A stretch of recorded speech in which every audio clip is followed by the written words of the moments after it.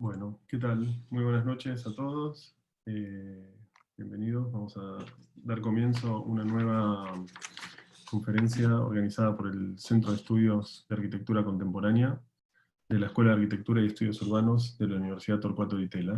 En el día de hoy vamos a tener una conferencia de Leach, que ahora en breve va a estar con nosotros. Neil nos ha visitado ya en algunas ocasiones en la escuela, así que es un placer tenerlos con nosotros. Y va a estar presentando la conferencia Trevor Patt, profesor también de la escuela actualmente, profesor de proyecto. Así que me paso al inglés, así estamos a tono con la lengua de esta conferencia. Okay, thanks everybody for being here. This conference by Neil Leach is framed in the context of a cycle that has been going on for several years called influential theories, and the idea, the main idea that we have with this cycle is to invite and host different conferences around inclinations, tendencies, ideologies, and even dogmas, different sorts of these types that are able in different ways to change the course of architectural culture.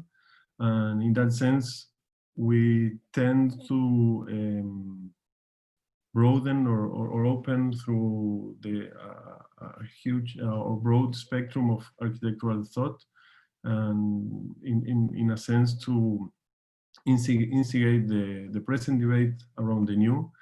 And this is in the quest for new reasons and new meanings and new senses to do architecture. And in this sense, we believe that active theory acquires the capacity to communicate traditionally segregated domains and even communicate and establish relationships between and across different practices and different modalities of practice. And it is in this sense that we think that new notions of architecture arise, and with it the possible induction of alternative modalities of practice. And I'm sure we're gonna hear a lot of that tonight. But now I leave you with Trevor, who is gonna present Neil. Trevor, I believe you must be somewhere. Yes. Hi, great. Am I at a large screen now? Oh, there we are. My name is Trevor Patt. I am a visiting professor of architecture at Di Tella this semester. I was there briefly with everyone, and now I've had to flee the country. And so I guess we're presenting over 3 continents today. I'm honored today to introduce Professor Neil Leach. He's a professor at Tongji University, at Florida International University, and the European Graduate School, having previously taught at a long list of prestigious institutions at the AA, Columbia, Cornell, Harvard GSD, SciArc, USC, both East and West Coasts. I don't think that we've personally met face-to-face, possibly briefly at one of the Cadrea conferences in the last couple of years in China. But I have been a reader of Neil's for some time, beginning back with Rethinking Architecture and the Anesthetics of Architecture. I still have my marked up copies from undergrad to refer back to. I've continued to follow his writings because of the way that he championed new conceptions of architecture and the ideas and processes that could be relevant to architecture design, bringing new ideas in. Digital cities, for one example, in the topic of swarm intelligence, this came out just as I was beginning my PhD studies, and that was a major personal touch point for my research during that time. Because I saw in multi-agent modeling a progression and also a way beyond parametric design, and the questions of authorship and the way that that was framed in the discourse into a model that could itself enact the complex decision-making of design, to be able to put the design into design decision-making into the agent. But the emergent results then always existed in a domain entirely of their own. Moving forward to AI and looking forward into the potential that this can offer for the field, I think these exact questions are amplified, as well a whole host of new questions brought in, which I'm sure Neil will be unpacking for us today. Beyond this, I think there's also a very potentially fertile ground for influence in both directions. Not only that we rethink architectural production, but also rethinking the architecture of AI models as well, and what they've been asked to do to this point versus what they can be used to do and accomplish within architecture, which may be very different demands than the textual or image-based processing that we've seen largely in the past. Other publications that Neil has authored, besides the ones that I mentioned, include Designing for Digital World, Digital Tectonics, Camouflage, Machinic Processes, Space Architecture, Robotic Features, Swarm Intelligence, 3D Printed Body Architecture, and many others. I understand that he's currently working on or wrapping up a 2-volume edition, Architecture in the Age of AI, as well as 3 other books, Architectural Intelligence, Machine Intelligence, and the Politics of Space. So our reading list will stay full. In addition, he's an academician at the Academy of Europe. He's the co-organizer of Digital Futures, which is occurring in 1 month. And there's a link that will be circulated, I believe, among the students to follow up with that. He's also the recipient of 2 NASA Innovative Advanced Concept Fellowships to fund research into developing 3D print technologies off-world. If I can make a brief allusion to the reference of the title. The lecture title this evening is Do Robots Dream of Digital Sheep? Architectural Design in the Age of AI. And with that, I'll turn it over to Neil.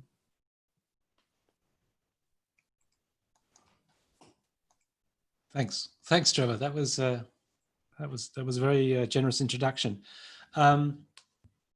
So today, this is a slightly unusual, for many reasons, slightly unusual presentation. I'm in Los Angeles, Venice Beach to be precise.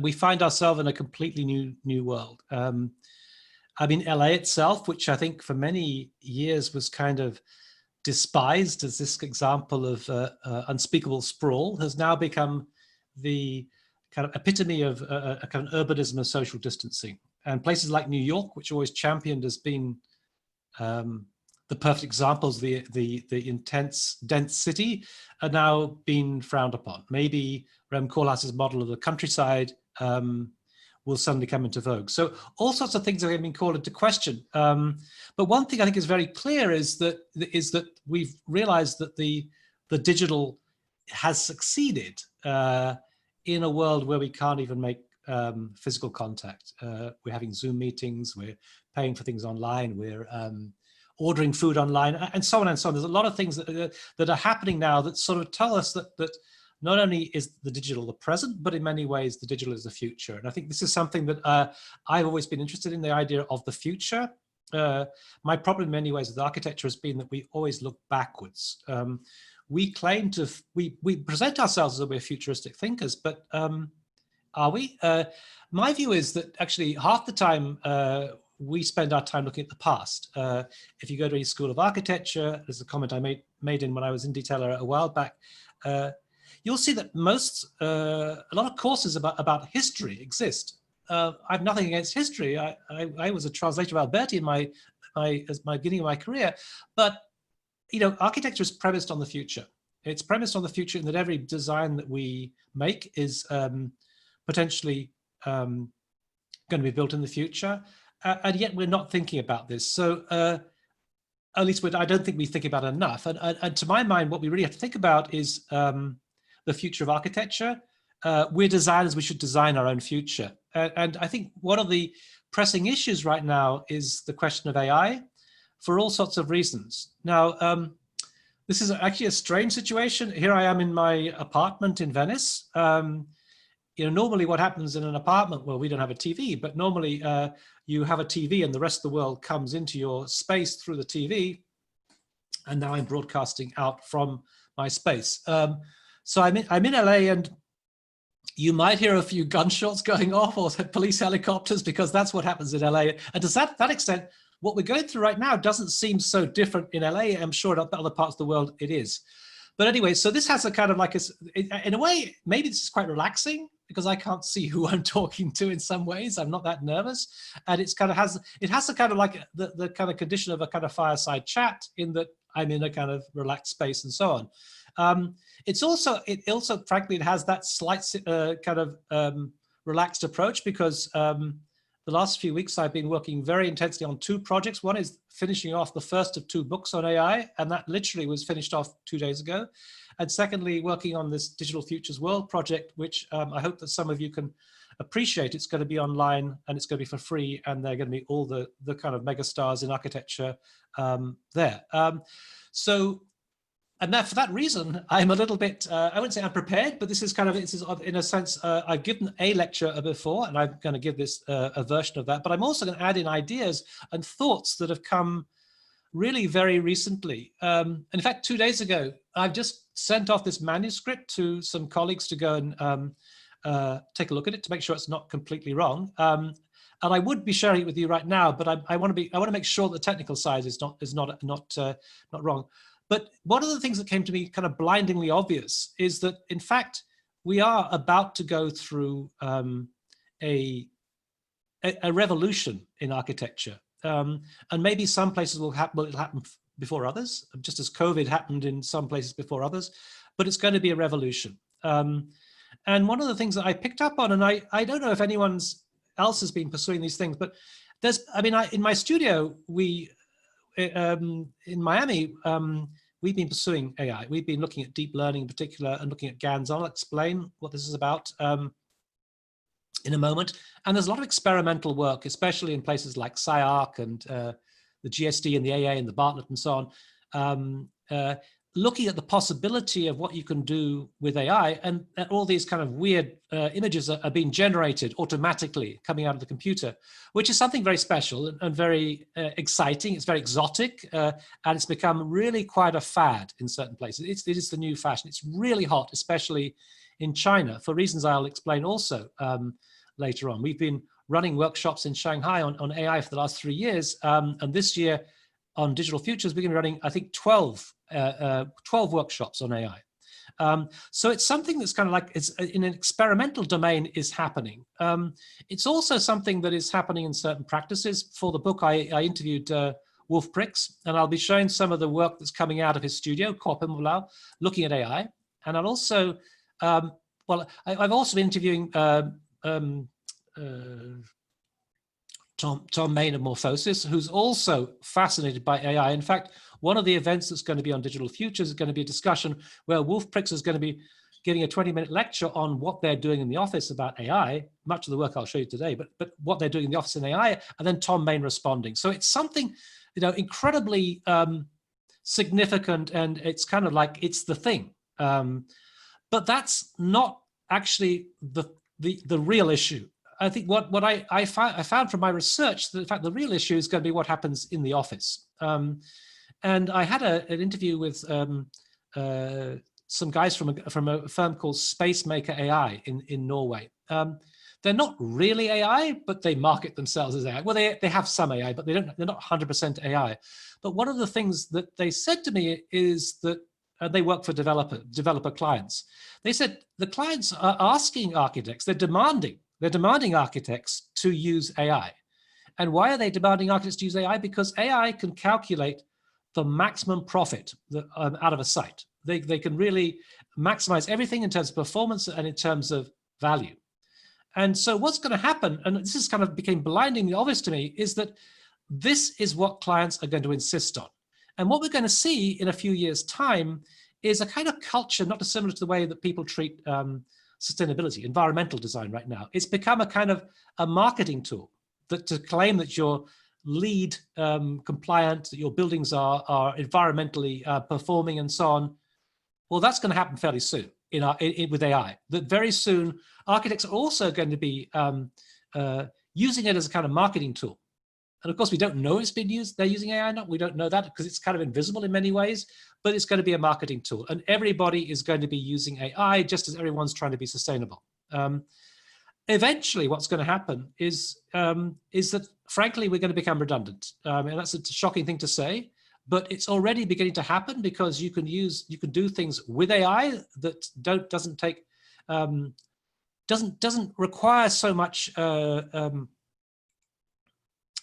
You don't need so many people in the office. In the old days, when I graduated from Cambridge, I worked in an office and there were like 24 people working on a project. You don't need that. You won't need that. You'll have to be 2 people with using AI. At the moment, people are talking about AI, not AI versus humans, but what they call extended intelligence. So a kind of prosthetic extension to the human imagination. And that's what everyone is talking about right now because there are limitations to what we can do. But that won't last. They won't last because very soon AI will become increasingly sophisticated. It certainly will leave us behind in terms of intelligence. I recently published an article in some journal in Harvard where the title was The Second Copernican Revolution. And the reason why I use that title is because Copernicus himself pointed out that actually the universe the Earth is not the center of the universe. Well, I don't think human beings are the center of the universe. And I think what we're going to discover very soon is that, well, not very soon, but in the next 30 years, let's say, that AI is going to be able to do things that just are unimaginable. There's going to be a kind of intelligence that's going to be taken on, which will leave us behind. And we won't even know it. We won't even understand it because the logic behind it will be beyond us. So I think we have to abandon this kind of anthropocentric view whereby we think that human beings are the center of the universe and realize that AI will do something astonishing fairly soon. I mean, anybody who's using, I don't know, Spotify or something like now will know that kind of like that AI can already tell our musical tastes. Well, it's not going to be very long before we're in a situation where we can say, Alexa, design my building. And that's in a way amazing, but it's also completely terrifying. And I mean, that's in a sense the dilemma in which I find myself. In fact, last summer, I'd been writing a study. I'd been offered a contract for a book and I was working on this one on AI. And then I began to realize that actually it had to be 2 books because AI is both amazing, but also absolutely terrifying. So there's going to be 2 books. There are going to be 2 books. One is the one I've been just finished, which is, well, it's still got to be revised and edited, but it's the one, it's positive about AI. It's going to tell you how amazing AI is, and I'll hopefully show you today some of the very amazing things it can do. And that's going to have a white cover, like the angel, right? And then there's going to be a second book, which is going to have a black cover, and it's going to be called The Death of the Architect. And I think long term, that's ultimately, unfortunately, what we're going to get towards. So I've written one book, and I'm about to start the next one, which is kind of strange because you don't know what you're going to say or how the connections are going to exist. But I think already I'm beginning to see the seeds of something appearing in the other. Because I think the key point is that these 2 things are kind of 2 sides of the same coin. There's no difference fundamentally from saying, Alexa, design my building, and that will happen very soon, and the death of the architect, because one implies the other. So what I think my prediction is that the kind of the age of the architect is unfortunately coming to an end. It started with Alberti, somebody who defined who the architect is. Around 1450, and I remember I was a translator of this. It's kind of like it marked the beginning of my career, and I think it's going to kind of end with AI. We've got to go from Alberti to AI, and the figure that we've got to know as the architect will no longer maybe exist. And let's not be too sentimental about that because there are plenty of professions that do not exist any longer. You know, when I was a student, I would go to a thing called a travel agent, right? And I would go book a flight somewhere. And then I would go, and having got my flight, I would go to a shop and I'd buy some films. And I would take them with my camera, and I would go on a trip somewhere. And then when I'd come back, I would take those films to be processed. Now, the travel agents, there are a few travel agents left, but most of them have gone. Many camera shops have gone because cameras have been incorporated into cell phones, into mobile phones. And almost all the places that would process films have also gone. So the world has changed without us really noticing it. And I think that's going to happen to architecture, unfortunately. So the final line of the book is going to be, I haven't written the book yet, but it's got the final line, I know what it's going to be. And it's going to talk about how the profession of architecture started off with Alberti, and the end came with AI. Now, paradoxically, of course, Alberti's name begins with A and ends in I. That's going to be, that's the second book. So anyway, what I'm going to do today is share some ideas which about some very recent ideas that have come up, which I'm going to be, as it were, grafting onto a previous presentation that I gave in Acadia in 2019, October 2019 in Austin, Texas. And I think the point about Acadia was that, or that particular Acadia, all of a sudden AI became a hot topic. There was one session on AI and one session on GANs, and I'll mention what GANs are and try and describe them in some way. And then I was giving papers also on the theory of AI and so on. And it was obvious in a way that AI had come of age. So what I'm going to do now is to, if I can, share my screen and start showing the presentation. So, right.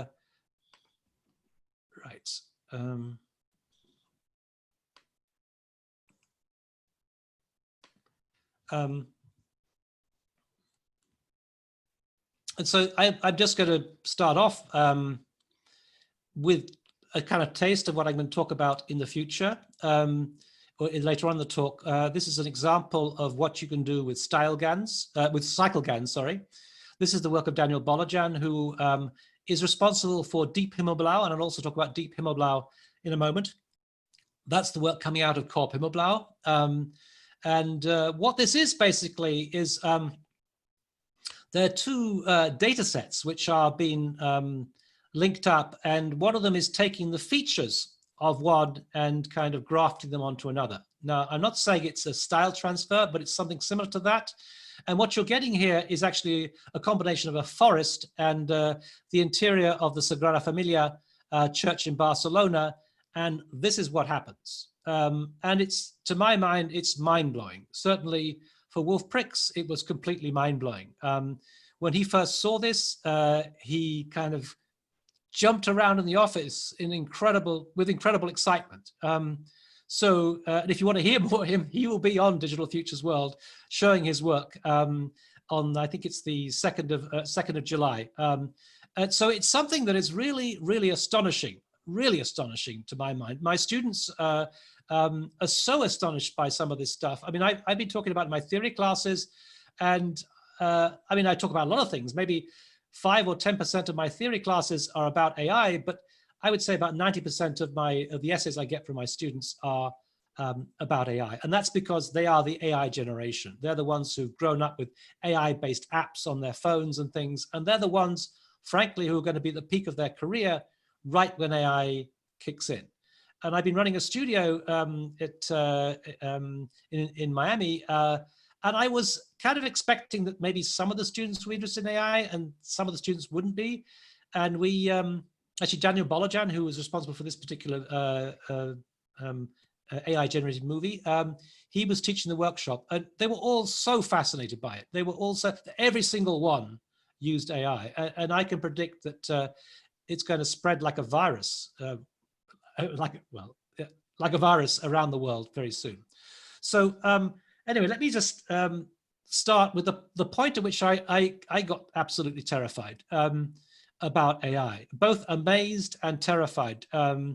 This was boarding a plane in LAX on my way to Shanghai. Now, what you normally do going to Shanghai, or going any plane, you have a boarding pass which you show to the flight attendant, and then you kind of, she scans it, and then you go on board and take your seat and so on.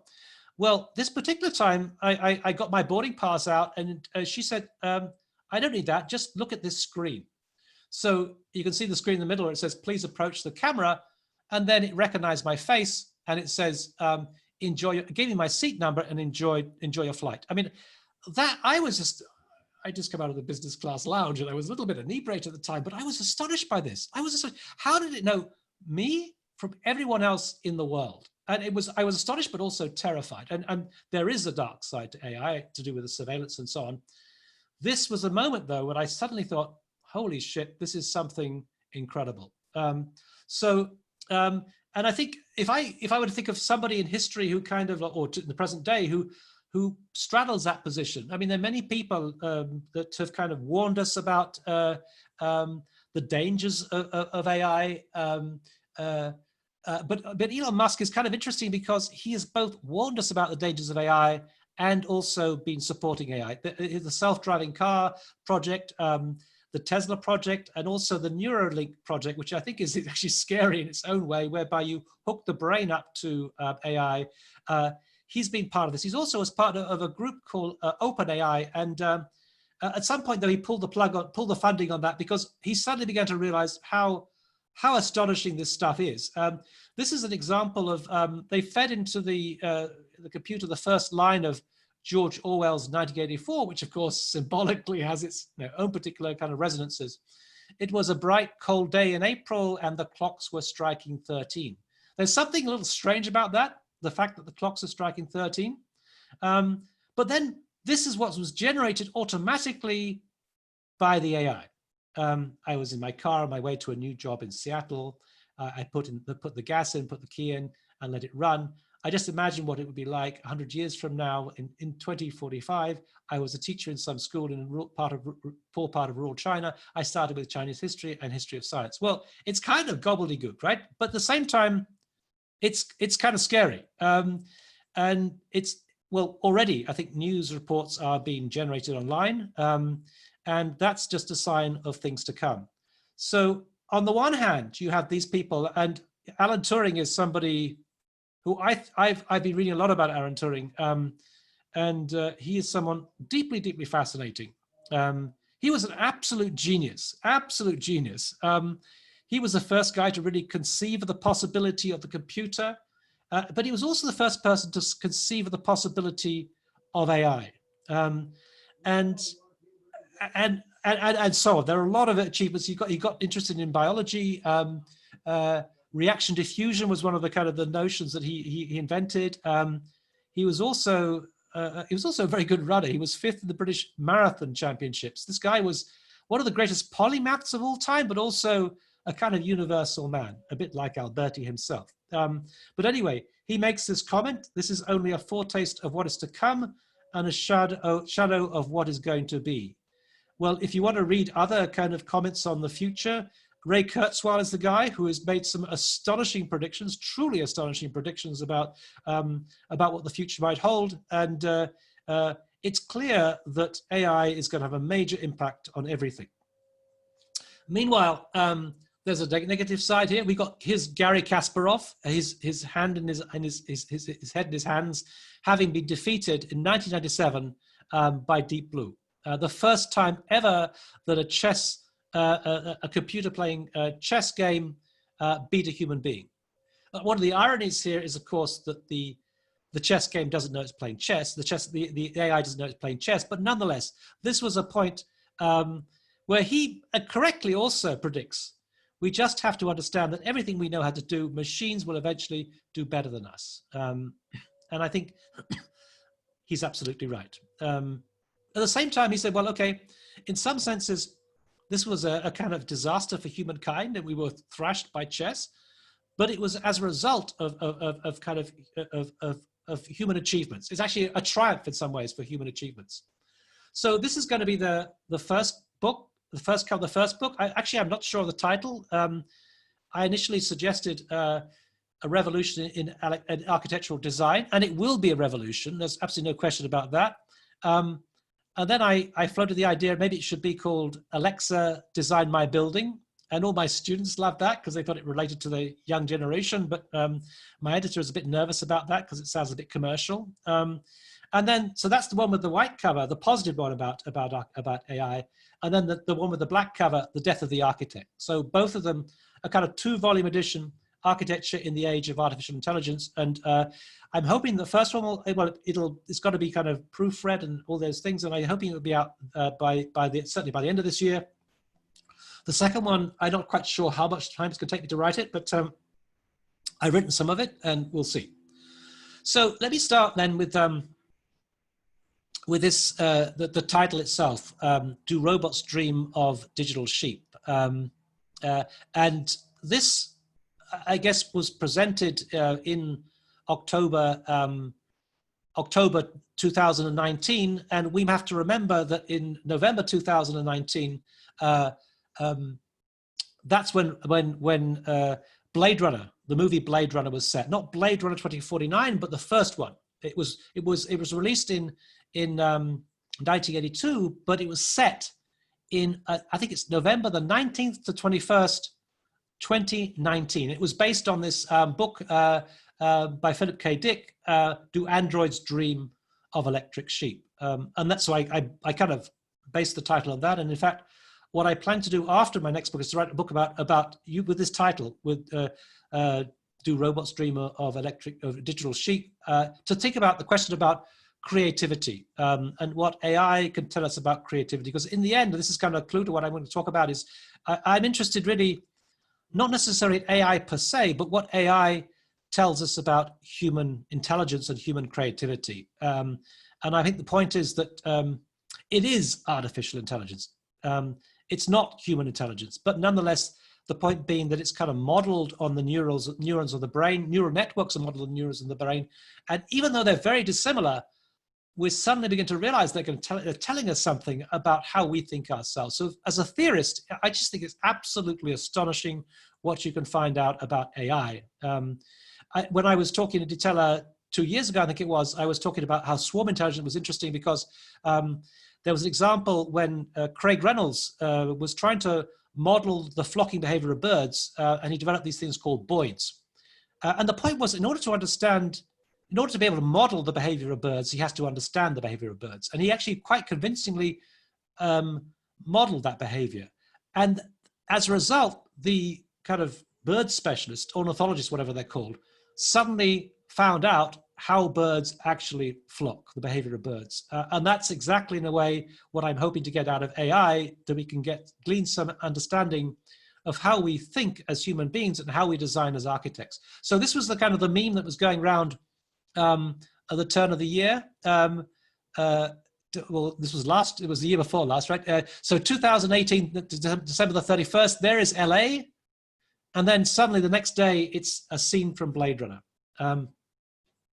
And for those of you who don't know the story of the original Blade Runner, it's a cult movie among architects. I mean, I think it really is a cult movie. Almost every single architect who's seen it will love this movie, and I can really recommend it. So the story basically is about these 6 kind of renegade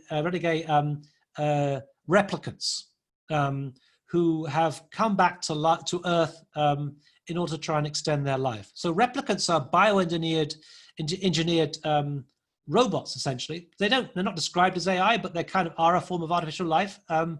And they're manufactured by the Tyrell organization to work in the off-world colonies. So they're tougher than human beings. And in the case of Roy, who's on the right there, Roy Batty, who's a Nexus 7, he's the most advanced model, actually smarter than human beings. But they're absolutely terrifying. And the reason why they're terrifying is they look identical to human beings. Of course, in the movie, it makes it very easy to have humans play them. But that's the kind of the problem in some senses, in that they come to Earth and they're this dangerous kind of, these dangerous individuals who are wandering around, who've infiltrated society. And then Harrison Ford, who plays the role of the Blade Runner, his task is to hunt them down and retire them. Retire is the term used for kill. He's basically got to kill these off. And of course, the whole time, you don't know whether he himself is a replicant. I mean, that's the kind of the question that's left hanging deliciously. In fact, we find out in the next movie that actually he's a replicant. Anyway, so it's a story about these individuals who look so remarkably similar to human beings. They have to develop a very elaborate test, the Volkamp test, to test their reflexes and their emotional responses. They have an interview and they're looking at the eye responses and so on, and to see if they're a replicant or not. Anyway, this is Roy playing chess against Dr. Tyrrell, and this is 1982, right? So this is 15 years before Garry Kasparov was beaten by Deep Blue. But in this one, Roy wins that game of chess. It's very clear that these are these kind of very dangerous and very powerful agents. And eventually, of course, in the story, Roy, he says it's very difficult to meet your maker. He eventually gets access to Dr. Tyrrell, Eldon Tyrrell, and then he kills him. Now, there are all sorts of parallels, I should say, alongside this, all sorts of parallels here with COVID-19. COVID-19 actually was first detected on November the 17th, 2019. That's in Wuhan in China. And of course, that's 2 days before the scene was set in Blade Runner. Now, often we think about how the movie Contagion was was predicting how what the future would be and the particular COVID-19 pandemic. And actually, in our Digital Futures event, we have Liam Young hosting a session with some of the movie makers and some of the artists and designers involved in the movie industry about Hollywood's capacity to predict the future. Anyway, what makes it interesting, of course, is that the parallels with COVID-19 are interesting because it's just as the replicants are kind of invisible, you can't detect them because they look so similar to human beings, so too COVID-19 is totally invisible. And you have to have a test to go and find out whether it's there or not. So there are lots of, and it's incredibly interesting. The parallels are just so astonishing. At one point, Roy Batty says to, I think it's to Harrison Ford. He says, it's terrifying to live in fear, isn't it? And I think in some ways, all these things were kind of predicted in some ways by Blade Runner in an absolutely fascinating way. Anyway, what it did get wrong, of course, was smoking. This is Rachel, who it transpires was also a replicant, and she has a kind of an affair. And then the story comes out in 2049. There was a child. She dies at childbirth, but so it goes on. And then maybe I'll just show you this because I think that that Roy Batty, the character Rutger Hauer, who plays him, this is probably the most amazing scene in Blade Runner. This monologue. It's called "Tears in the Rain," and it's when eventually Roy Batty dies. Sorry, I should have mentioned there's a 4 year. They have a 4 year life. That's the problem. That's why they come back to Earth to try and extend their life, and it proves impossible to do that. But eventually, he does literally die right at the moment when he could have killed Harrison Ford. He actually spares him. He takes pity on him. So this is the scene, and let's hope we can.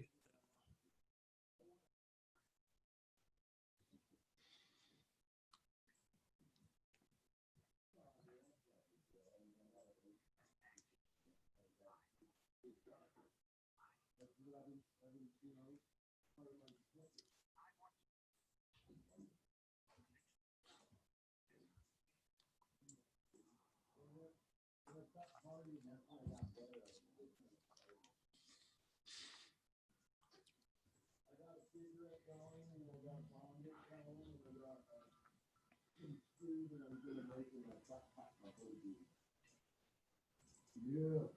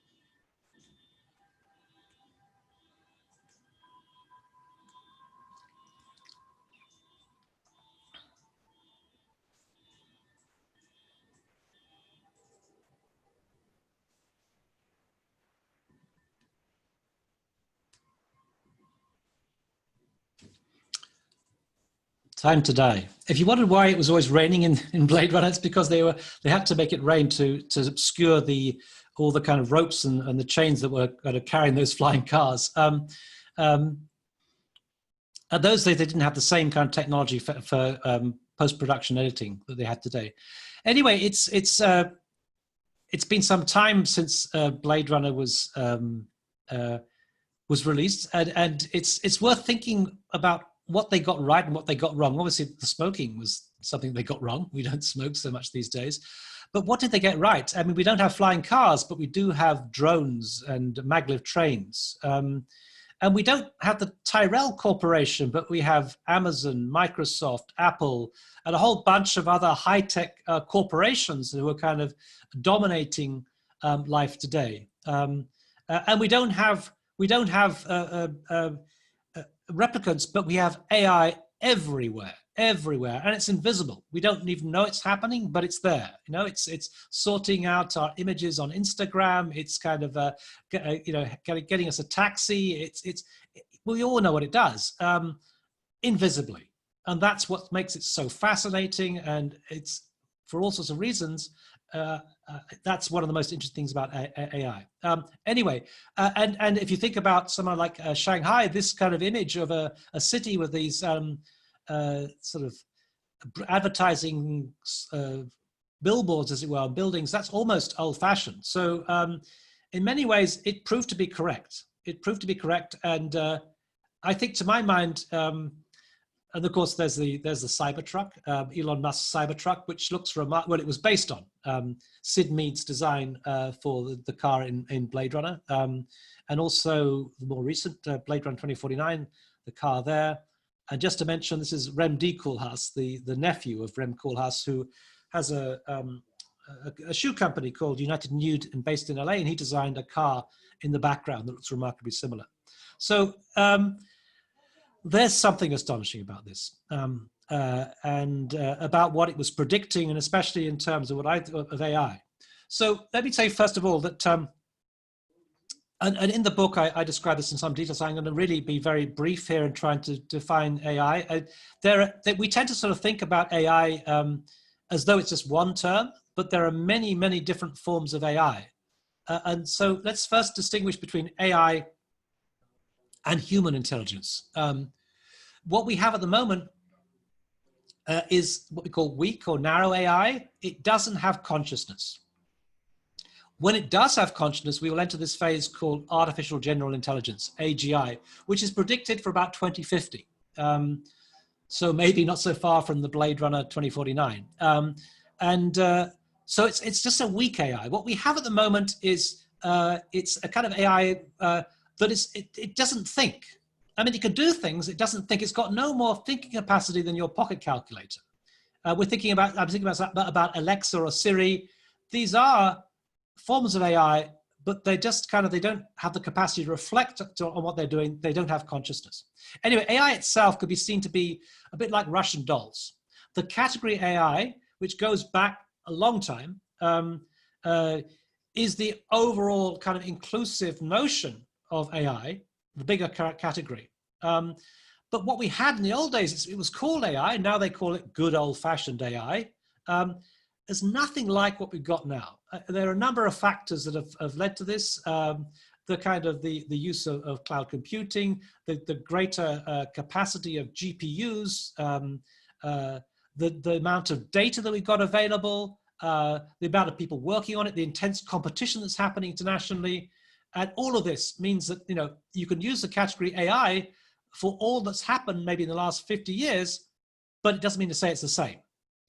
So inside AI, you have these other categories. Inside that, nested like in a Russian doll, you have what's called machine learning. So the old-fashioned AI couldn't learn. Now machine learning is a much more recent version which does learn. And then within that, you have something called deep learning. And that is really where things are starting to happen. And I mean, the amount of computing power is astonishing, and it's frankly not very environmentally sustainable. But nonetheless, inside machine learning is deep learning. And that is the thing that is really propelling the revolution right now. That's exactly the kind of thing that's allowing you to facial recognition and all those things. That's deep learning AI. So as the broader category of AI, then inside that machine learning, and inside that deep learning. If I use the term AI, I mean deep learning. But it's anyway. So there are all these kind of capacities to the differences between them. And you know, deep learning, and the particular aspect of deep learning I'll come to talk about are GANs, generative artificial networks. They're the ones that can generate material and are used, especially in architecture, to produce images. So there is different, and I won't go further into this thing, but there are lots and lots of different kind of things, and different ways also of how you might train AI. There's supervised learning, unsupervised learning, and reinforcement learning. Supervised learning is when you tag something. And this is some of my students worked for about 3 years ago, where he was training and this is using supervised learning, training the computer to machine learning to recognize a nail. Now, what's interesting, he then he does a Google search, and what happens is it was trained to recognize a nail that was used in construction, but then the Google search had produced all these other nails, and it's saying, no, not that. It never says 100%. It's no, I'm 99% sure this is a nail. So that's machine learning. So there are all these different categories. So yeah, in a way, let's go back a second. That is in some senses kind of interesting because it's how we're trained. You know, a kid is trained, you know, this is a cow, this is a dog, and so on. And so and of course, reinforcement learning is in a sense what happens in architecture. You get rewarded for doing well at college and for being a good architect. You win prizes and so on. But it's the unsupervised learning, which I think is the most interesting, because that's how you kind of develop language. Nobody has to supervise you. You develop language. And in some ways, that's how you, I think, accrue a sense of what architecture is. You just absorb it from being in an environment where people are being architects. That's how you learn to become an architect. There are many, many parallels between what AI does and what humans do. So there were three. What is so interesting, I think, about AI is that nobody really knows what it's doing, and they're probably not even aware of what's going on in terms of research. In fact, even the AI experts don't know what's going on in deep learning. It's really kind of mysterious. But there were certain moments in history when we suddenly got a sense of what it could do. So this is Garry Kasparov in 1997, about to be defeated by Deep Blue. One of the most important moments, because suddenly we thought, holy shit, this is incredible. Now, I guess the point about this is that actually, in the end, it wasn't so clever as a bit of AI. It was kind of unsophisticated in some ways. It used a lot of computing power, but it was used as a kind of marketing tool in order to get sort of to promote the product on the marketplace and to get financial backing. So IBM, having done that, then went into this other question. Then had a general quiz question. The next challenge was going on to Jeopardy, and I mean, it was pretty astonishing what happened in Jeopardy. I think in some ways, the interesting thing about this picture is the little comment that's been written on the left hand desk there on the front. The answer: who is Stoker? And I, for one, welcome our new computer overlords, which is kind of interesting because it's a reference to The Simpsons, a comment in The Simpsons. And it also, I think, talks about this moment where we're gradually kind of finding out about this fundamentally superior form of intelligence. And then this really was the moment when people thought, holy shit. I mean, it was a game of Go. It was a game of Go between some guys in the UK, DeepMind, who developed AlphaGo. There are many series of these AI, deep learning AI projects that they did, and AlphaGo was one of them. That since then they produce more. And I forget offhand the figures involved here, but what was so fascinating, this was based on reinforcement learning. It trained itself to play Go. Now that's interesting in itself. I mean, it was given some instructions, basically it trained itself, but it was the sheer speed at which it played itself at Go.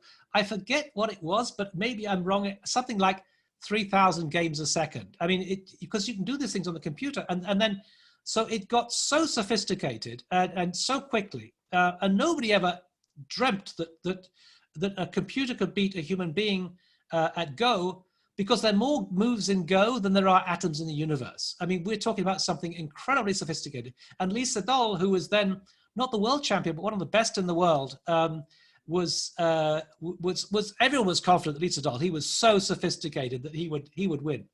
He didn't. And what I think was maybe I'll go back a second. What was so amazing about this, and I'll come to this later, was there was one particular move in this match, in the second game, move 37, where the computer produced a move, and there'd been some glitches in the system, right? So everybody thought, oh, it's a mistake. And Lee Sedol himself was kind of smiling. That's a stupid move. And then after a while, the smile drains from his face as he begins to realize that this is one of the most astonishing moves. And no one ever made it before. No one had ever made that move ever before. The potential had been there, but no one had done that. And in fact, what was so interesting about this particular game was the so-called slack moves. In other words, the moves that were made that nobody could kind of explain, because the point is the computer was thinking many moves ahead. And we tend to think, oh, if we take a piece each move that we're doing well, that wasn't worrying about the kind of short-term thing. It was worrying about the long-term things. And these slack moves actually proved to be astonishingly effective. It totally changed the game of Go. And what I find incredible also about this was Lee Sedol just gave up. Last year, he just gave up. He said, this is an entity that cannot be defeated. This is something incredibly important in many ways. But also important was the fact that it was being, no, actually in the West, it didn't mean very much. We don't play Go very much. We play chess. So it didn't mean much. But in China, this was what Kai-Fu Lee has written a book called AI Superpowers, where he's kind of looking at the competition between China and Silicon Valley, and his prediction is that China's going to win. And I tend to agree with him. And but what he points out was that there was something like 30 million people watching that match on TV that night. And to us, it didn't mean very much. But the game of Go comes from China, and this was what Kai-Fu Lee calls the Sputnik Moment. This was the moment when they think, holy shit. And the Sputnik Moment, for those of you who don't know, is really occurred when the Russians sent Sputnik, the satellite, into space in the space war, the space race, which was a part of the Cold War in many ways. The race to get to the moon and so on, it's all part of the Cold War. But it was after the Sputnik got launched that the Americans think, okay, we've got to do something now. And after that, NASA was formed. So this was their Sputnik moment. Now, just briefly, this is something called Moore's Law. I'm sure you've all heard about this, or some of you have heard of it anyway. The idea, actually, the point about it is the fact is we get a kind of exponential acceleration. You actually see this with COVID-19. If you get if one person infects two others, it doesn't go 1, 2, 3, 4. It goes 1, 2, 4, 8, and that's why the growth. This is very much like the graphs of COVID. It's exponential, and the point is it's going to be speeding up, and so these things are going to hit us before we think, just like COVID. So never mind. So the question I want to look at today is really the kind of question about creativity. Can AI be creative? And certainly the kind of thinking initially Ada Lovelace, who was one of the first person to envision the possibility of computer programming, she said, no, computers can only do what they're programmed to do. They can't do very much. Well, this is also the view taken by Makoto Sei Watanabe, a Japanese computer specialist who wrote an article for one of our books, Computational Design, that came out at Tongji University Press about 2017. And he says, but people are the only ones who can create an image that does not yet exist. Machines do not have dreams. The question about an image that does not exist actually is interesting in itself, and we'll talk more about that later. But the question I want to just highlight is really the question of dreams. Machines do not have dreams. I mean, in terms of Kostas Tsitsides as a viewpoint, Kostas is one of my colleagues at Tongji. He's also ex-Harvard. He's one of the kind of pioneers of computation. And his view is that there is nothing that does not already exist. The possibility of move 37 already existed. We hadn't encountered it before. And when I was talking to him about this, he had a plate of biscuits, of cookies, they call in the States. And he had 4 of them there, and he put one behind his back, and he said, okay, so we think there are only 4 cookies out there, but actually there's one behind my back. A computer program knows all the possibilities out there. And this reminds me of actually one of Suro's students, in fact, was doing a review at the AA. In fact, 2 of them. The first guy wasn't so strong, and he said, I looked at the possibilities, and there's 6. And the second guy, I forget his name, it's a German name, but super smart guy, Suro will know. Ludwig, anyway, he said, I've looked at the possibilities, I've run them through the computer, there are 455, to be honest, 435 of them are really boring, but here they are. So this is what the computer can do, is actually open up the possibilities and show you what there is that you hadn't thought about. We have a very narrow range of thinking. We've got human bias, as it's called. We don't necessarily think about everything. So I want to talk now about what is called hallucinating. And I want to compare what happens in the world of computers, which is a form of hallucination, with what neuroscientists, and particularly computational neuroscientists, are saying about how we hallucinate. So I'll start off with a guy called Blaise Aguirre-Iacas, and there's a TED Talk. If you just put in Blaise, B-L-A-I-S-E, you will get this TED Talk. He's in charge of, he works at Google, and he oversees the group called the Google AMI, Artist Machine Intelligence Group. And this is him talking about the early experiments they were doing in terms of not just recognizing images, but synthesizing is the term, to generate images. Typically, machine vision was kind of very good at recognizing things. That's why Instagram can recognize faces and so on. That is in some ways straightforward, but the idea of actually generating the image, so reversing the process, rather than going from image to the kind of the name, the concept. So looking at this and saying this is a bird, it goes from the word bird and generates an image of the bird. And that is the holy grail of computation, how you can generate images. So this was a first step in many ways of how you do it. So this is Blaise explaining it probably better than I could ever explain it.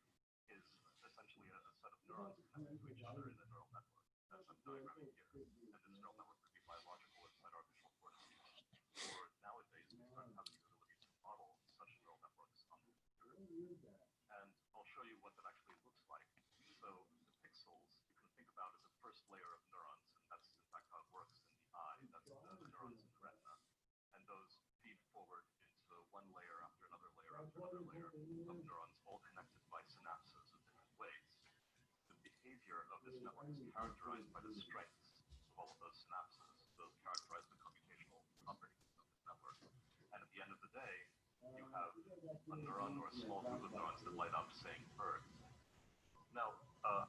Now, that's fine.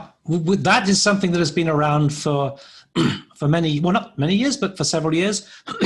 But the next thing he does that he talks about is how you then reverse the process. Now, the implications of that are absolutely stunning from a theoretical perspective. So here's Blaise again.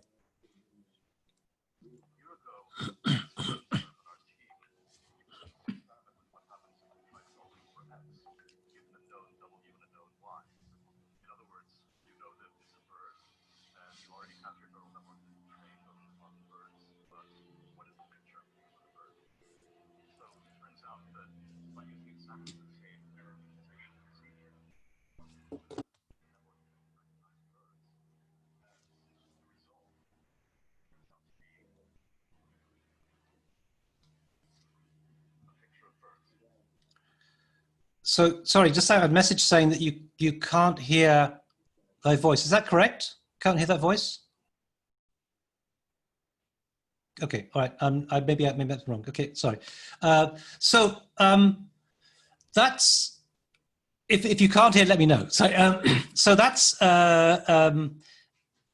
what's interesting about that is from a theoretical perspective, it begins to suggest, which is absolutely astonishing, that the process of interpretation is the opposite of generation.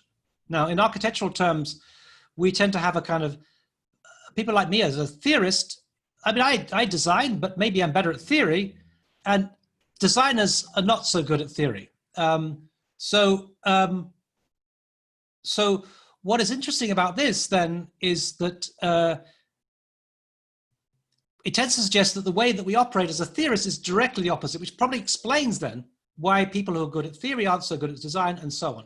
But what actually really happens is a kind of like a play between the two, whereby the kind of criticality of a theorist is brought into bear with the way that we generate something, and the imagination of a creative person has to be brought to bear in the way that we theorize things. So things are not so, are kind of like connected in a certain way. Okay, sorry. So this is, did I show that? Okay, sorry. This is, so did I show that before? Sorry. Anyway, this is what's generated through Deep Dream. When you, can I just play it again just to make sure that I played?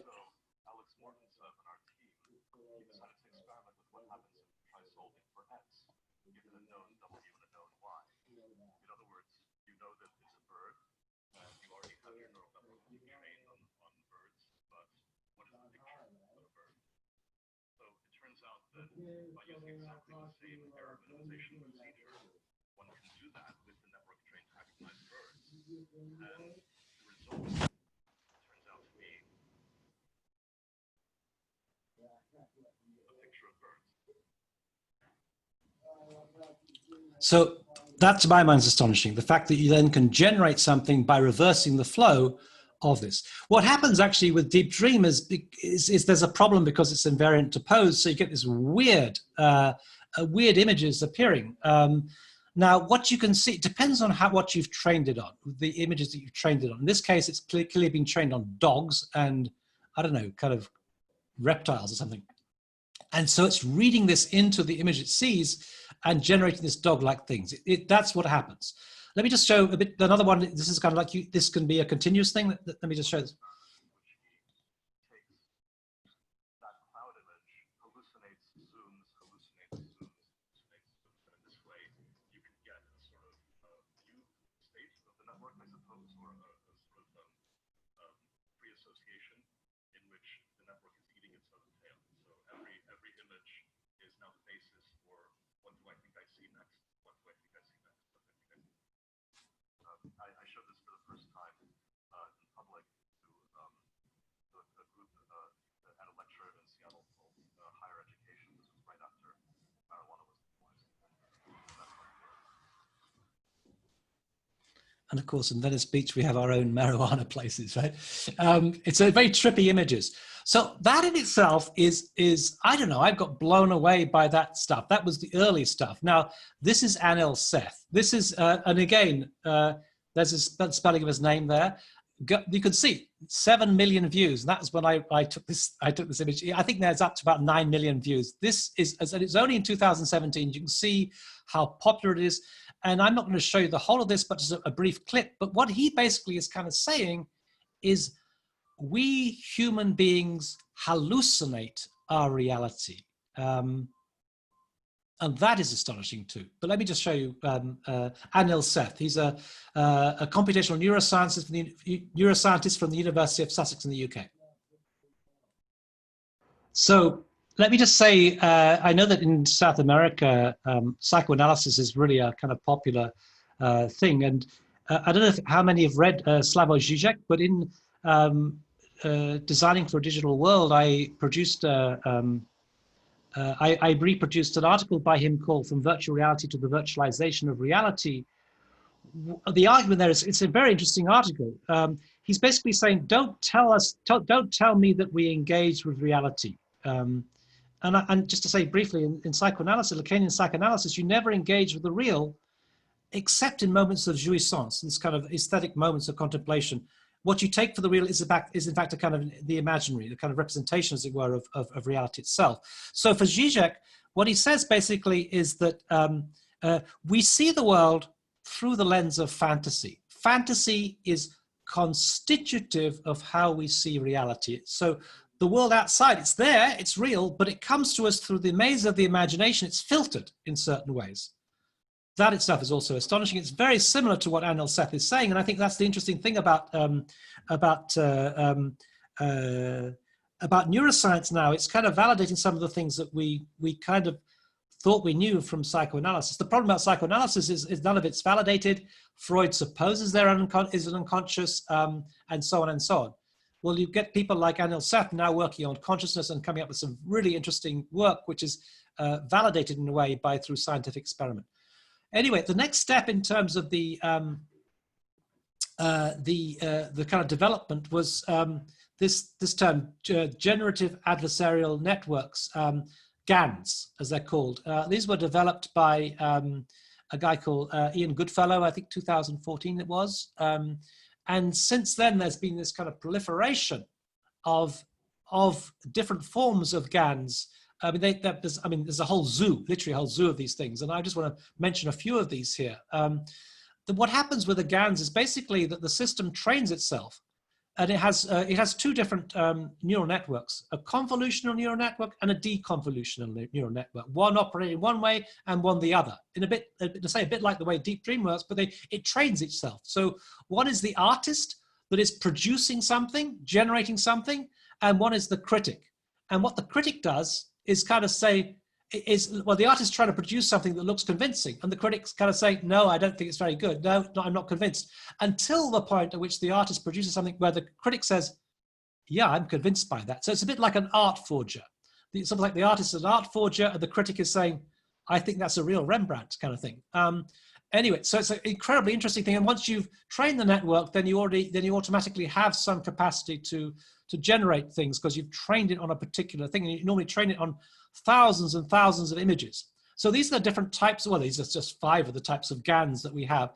I'm going to mention some at some point. The creative GANs, that's been used in artwork, and particularly progressive GANs, which is a later version of GANs that improve the quality of the GAN, the style GANs. My students use that, and that is pretty astonishing what it can do with human faces. Cycle GANs was the very first one that I showed you at the very beginning, the video of the Square Familia. That was a cycle GAN. And then ArchiGAN is one that's been produced by Stanislav Chailu, which I'll talk about. He was a student at GSD, and he produced that. So this is what happens with a GAN. Now, you might think that these are faces of people, of real people. They're not. These are all fake people. And that's the challenge here, is in many ways what we have is this culture of deep fakes, which you can make people say anything, do anything, you can generate things, and that's in some ways the alarming part of it. But the point is, as we got further on, so you begin to sort of see how you can take this further. And I think you can see it, you're training one and you're comparing one to another. So on this screen here, you can see how these are kind of all part of the same thing, but you're producing, it has an ethnic scan in some ways. You could do that on interiors to begin with. This was the first kind of early work in architecture. There was actually a site called This Airbnb Does Not Exist, where you generate fake Airbnbs. But this is really what's happening. You're taking one and you're then, this is actually with style GANs, and then you're increasing the resolution so it gets progressively sort of better. Actually, maybe it's progressive GANs. And the image on the right is absolutely fake, but it's pretty convincing.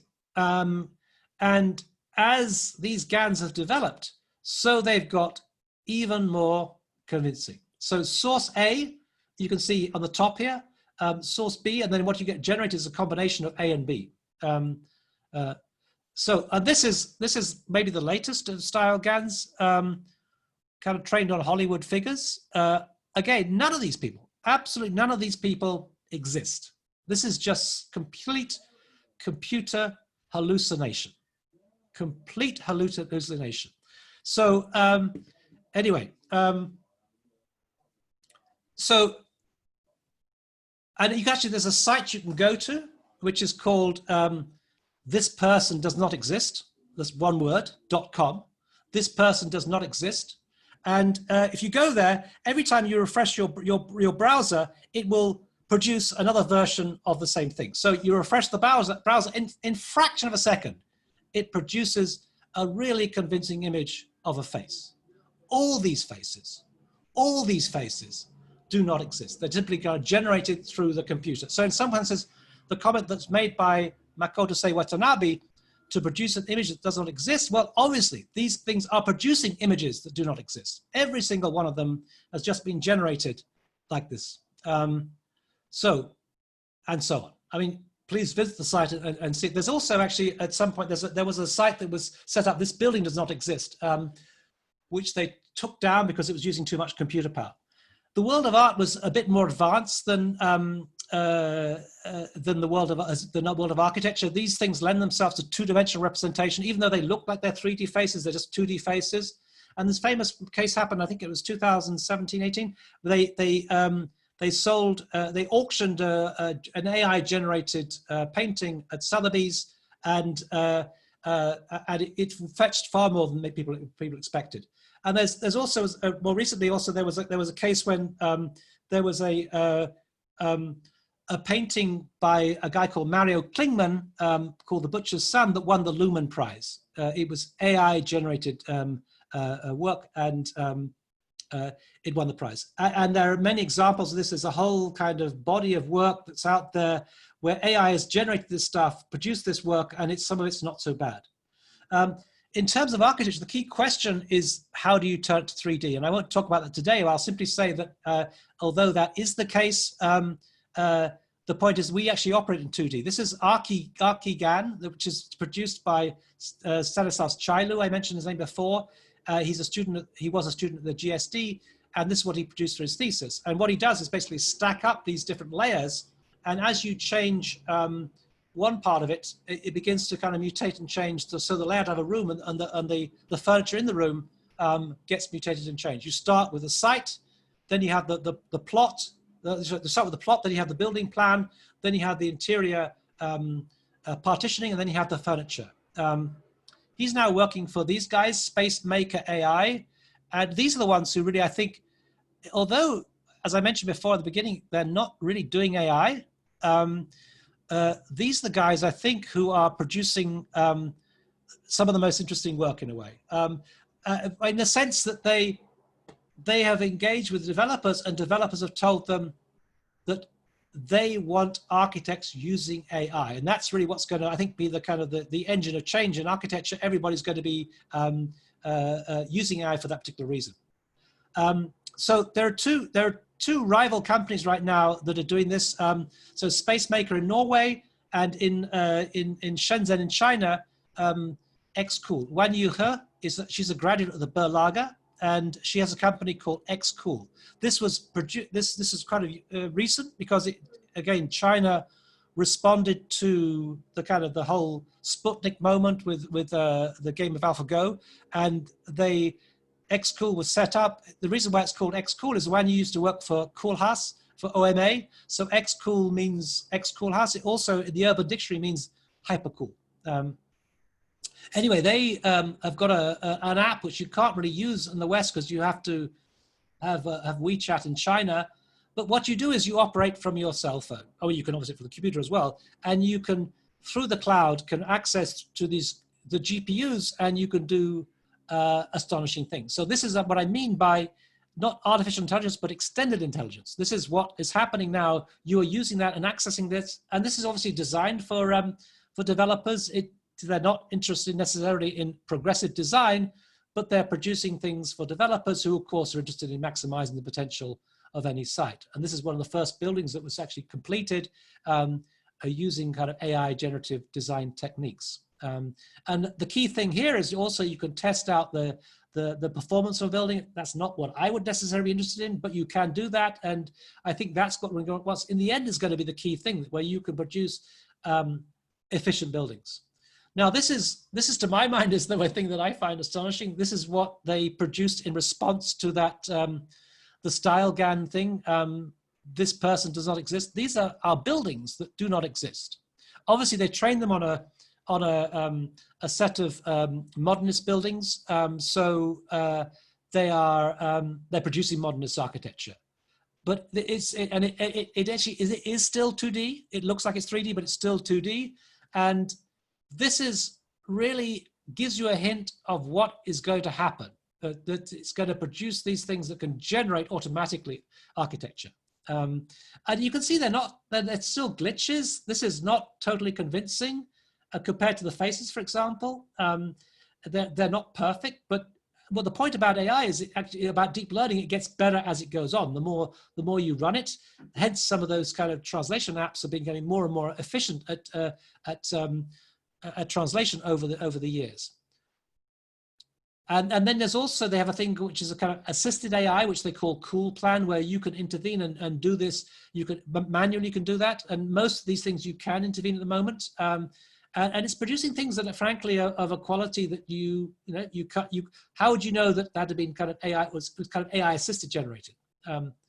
So the other person who I think alongside this, there's the world of kind of media art, and Refik Anadol is probably the kind of rock star right now of media art. He's not an architect, he's a media artist, but what's interesting about him is that he, for him, architecture is both the subject of what he does. He uses architectural data, photographs and so on, and he also projects onto buildings. So this is a 2008, October 2018, a projection onto Frank Gehry's Walt Disney Hall Philharmonic Hall in LA. It was the, I think, 100th anniversary of the LA Philharmonic, and he produced this, and he spoke about it as though it was the kind of unleashing the unconscious of this particular building, and the kind of data set was hallucinated onto this particular building. And he uses the term machine hallucinations to describe what his work does. So this is a kind of moment when he's projecting onto the screen, onto the building, AI generated, hallucinated images. And the fact that he's kind of doing these things, so it's kind of interesting in its own kind of way that you can hallucinate on the building. And the comparison I think I want to make is between the idea that what humans do is a form of hallucination, a controlled hallucination in Anil Seth's terms, but nonetheless an hallucination of some kind. So this is really the point where we get some convergence between the two. And Anil Seth is a computational neuroscientist, and Refik is an AI person, but he's interested in neuroscience. And so what I'm trying to do is trying to bring these guys together in our Digital Futures project to go and talk about these possibilities. This is an example of a data set where he's using a version of style GANs, not straight style GANs, but his own kind of customized version of that to generate, to hallucinate buildings using a data set based on Zaha Hadid images. So I think I would say that from what I can see here, that they must have had a lot of images of Soho in Shanghai, the Zaha Hadid architect's building there, because it seems kind of similar to that. And what it's doing is it's not blending so much as kind of generating possibilities as it navigates the search space between these, the data set that's been used. Now, at certain points, you can suddenly glimpse the possibilities of things if you're selective with the way that you operate. I mean, the question I would ask is, to what extent is this kind of replicating how we work as architects when we're kind of navigating the search space? But the point is, you can only get output based on the input. So if you train something on dogs or whatever that was we saw before in terms of Deep Dream, you will get dogs. if you train it on Zaha images, you will get a kind of Zaha type design.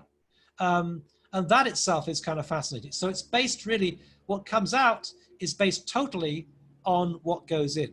So but then again, at certain points, and here, this moment now just coming up is suddenly such a Zaha moment. It's kind of like you think, oh my goodness, there, bam. That is Zaha, pure Zaha. And that's in fact the images that we use on the front cover. So there is something astonishing going on using these style GANs to, this is the image that we use on the front cover. It looks like it's designed by Zaha. And I guess that's the point. It means Zaha might not be here anymore, but we can generate Zaha buildings. The real problem here, though, is you're kind of limited in some sense because if you only have Zaha buildings, then it's not going to produce anything new.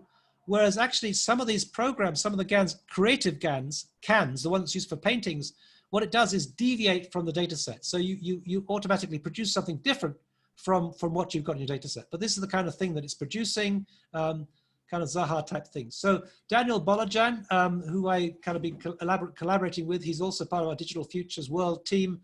And he's been working for Corp Himmelblau.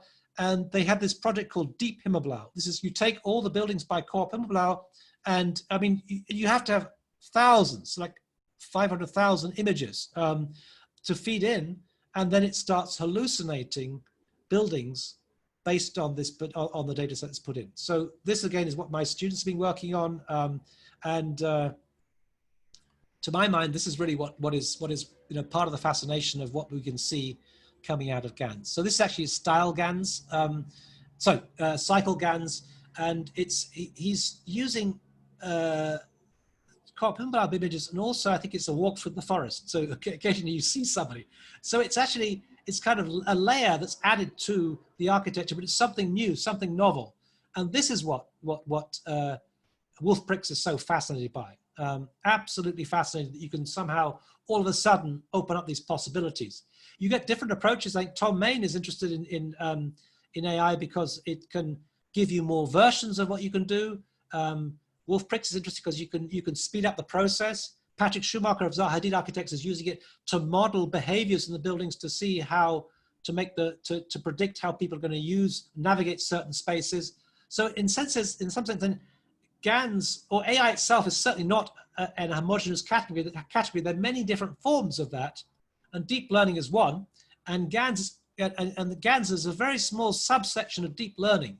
And even within that, people are using it for different purposes. So, but this is really the area that I think where there's been a kind of explosion of interest most recently.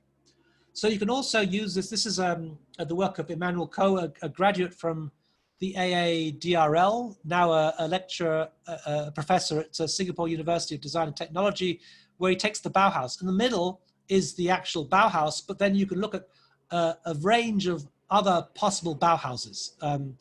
So there are other ways of approaching it. So the question ultimately is can AI be creative? Well, we know from this particular kind of move that it can certainly produce novelty and things that have never been understood before. According to some of the kind of commentators on AI, it can generate things, but it's not aware of, it can't appreciate what it's generated. So is that creativity or not? But then again, if you've got a human involved in the loop, the human is aware of the creativity. So there is, in some senses, there is consciousness within the system. So these are the kind of comments that would be made about this. Then suddenly people began to realize AlphaGo could be creative. And in fact, actually, and these are just comments. Yesterday I was surprised, but today I am speechless. And I think one of the comments also, there's a movie called AlphaGo, a documentary that's really worth watching, a fantastic documentary. And one of the things he says there is actually that moves in Go that humans thought were really creative, we now realize they're pretty ordinary by comparison with what Go can do. So I think the question is, what is creativity? Margaret Bowden is the person who really speaks about creativity. I'm not going to go into this in much detail, but I think we have to revise the notion of creativity. In the light of some of the work that, I won't even talk about this, in some of the work that's coming out now, I think that and I want to finish off by showing you giving you some thoughts about how we can understand creativity. Ultimately, I have to say, well, are human beings so creative? I mean, this is really part of the problem. Initially I thought, well, AI can't be creative. And so architects will be kind of protected from this but actually I don't think that's necessarily the case. I don't think that architects are so creative. The example I often use is jazz. You know, in a way, there's a kind of background condition, and that's what we do in architecture. In a sense, there's, you know, if you are a student in a school of architecture, if you produce a building like a pineapple, someone will look at you and say, you know, maybe you should do something else rather than become an architect, maybe sell fruit or something. But if you do a sort of building that is kind of like, in a sense, a little like Zaha, but not quite the same, or a little like Rem Koolhaas, but not quite the same, that's architecture. So in some ways, we're never really doing anything completely novel. It's kind of building off a background condition. And same with architecture in terms of the urban condition, we kind of do a variation of what's already there. So the idea of there being a pattern that we kind of mutate and change, a bit like cans, the one that was used for paintings, it's kind of based on an initial data set. We do something slightly different. Anyway, so going back to the initial question, I want to just kind of finish the comments from the initial lecture, but finish off with a few videos to show what kind of is coming out more recently than I even gave this lecture. So do robots dream of digital sheep? I think in some ways, one of the comments that Rutger Hauer, the guy who plays Roy Batty in Blade Runner, one of the comments he makes is to say, well, actually, what's interesting about replicants is what it tells us about what it is to be human. And that's exactly the comment that's been made by some kind of computer science guys who say what's interesting about AI is, or robots, or AI controlled robots, is that they tell us really about what it is to be human. So there are many kind of interesting kind of parallels going on. So not only the fact that this match of chess predated the match in 1997 with Garry Kasparov, but also the notion maybe of the kind of the idea of the testing of the replicant. In some sense, with a GAN, you're testing something out. It's a bit almost like the Turing test. Are you convinced that this is actually produced as good as a human? And the fact that actually you get these people who look so identical to human beings is itself also in some ways like the Turing test. There are lots of different kind of thoughts that we kind of maybe can lead us to kind of think about the role of AI and what impact it might have. So this is Rutger Hauer. And then the comments of Hiroshi Ishiguro that I was talking about before. The robot is a kind of mirror that reflects humanity. And by creating intelligent robots, we can open up new opportunities to contemplate what it means to be human. So I want to this is the video that I started off with. I want to finish off with a couple of videos that kind of open up this question about how AI reflects what it is to be human, and also to some extent what it is to be an architect. What is architectural creativity? So this is something that's novel. This has not been produced before. It's totally new. It's kind of dreaming. So it is able to generate something. Whether it's aware of that or not is another question. But we humans can judge it. Therefore, kind of consciousness is in the loop. So let me kind of skip out of this, and I just want to go and finish off with a couple of videos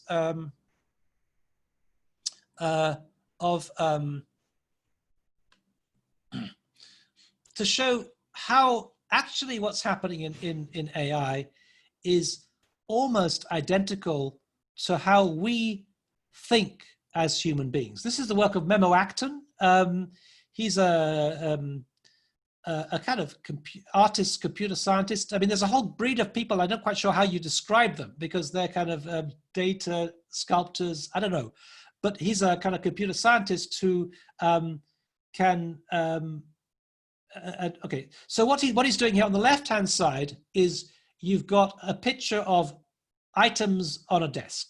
You know, you can see his kind of like, you know, whatever, keys and so on. And on the right-hand side, you get what happens when you've trained a neural network on different things. In this case, flowers, but then we get flames, fire, and then we get water. And what it does, it interprets this on the left-hand side, and on the right-hand side, you see something that is a kind of combination of the two, which is a novel combination. This is cycle GANs. So here we go. Maybe I can put this on the...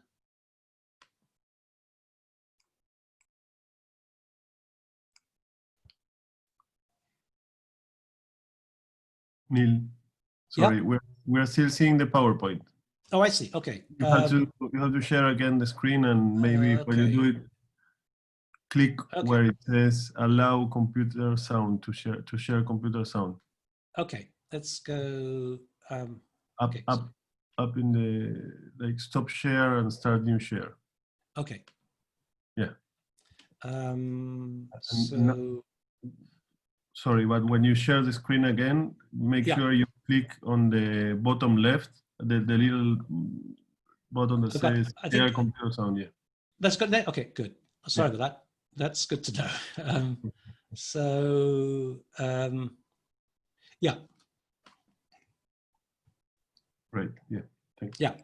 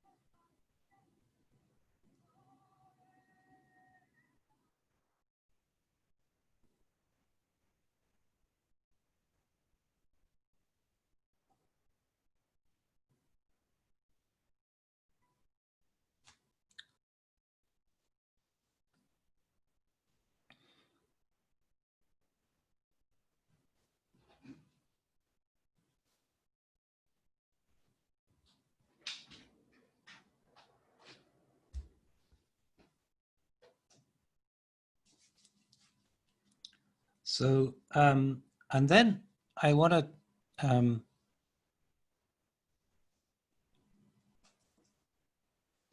also show this. So I'll go back and unshare.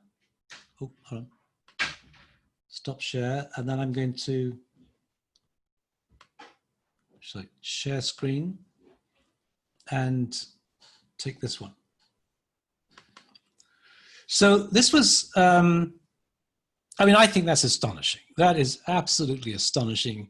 I mean, what the point that Memo Acton says is that that's exactly how humans operate. We're training AI to see certain things, and we humans also operate the same way. In other words, we see the things in the way that we've been trained to see. This is exactly, in some ways, how Derrida talks about things. We have a constructed way of how we understand things, and by extension, his comment is basically that we have a constructed understanding of architecture. there is an architecture of architecture. In other words, when we think about something like functionalism, we're taught to think that something's functional when it's not really functional, but we're being told what is functional. I mean, a flat roof, when you come from my country, oh, hold on a second. Sorry,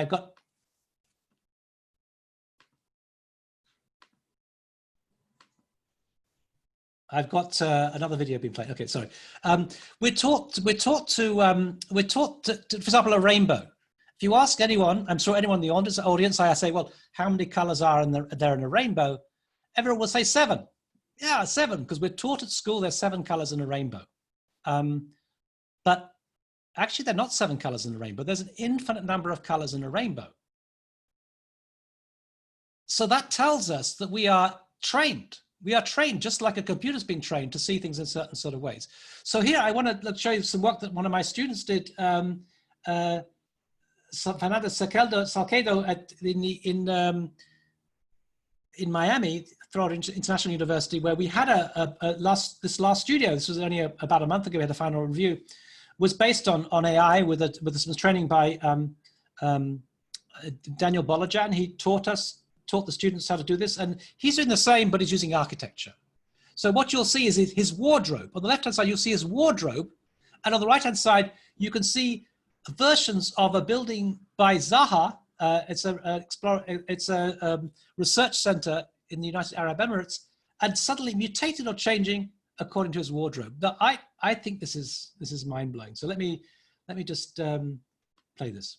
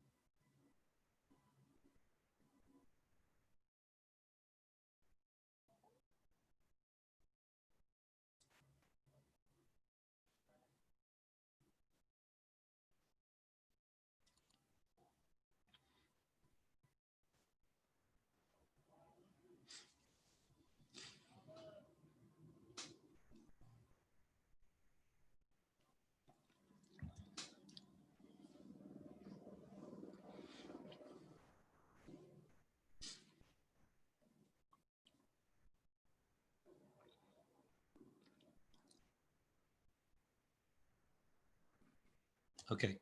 Let me skip this before this plays as well.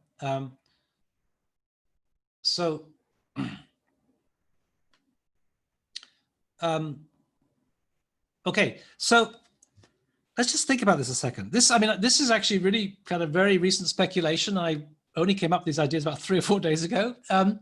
But this is my own kind of Sputnik moment in some senses. You start realizing I should say also in that video, there was partly Zaha, there's also Miami-based modernist architecture in the middle. He had a data set based on modernist buildings in Miami, and he was taking his wardrobe, his ties and things, and by kind of playing one off against the other, doing style gowns, was producing something novel that was something new. And I guess I want to sort of try and pick up on the comments that Memo Acton made about the fact that we are trained in a certain way. The computer in his model, the flowers and the ocean and the fire had been trained on flowers and oceans and fire and so on.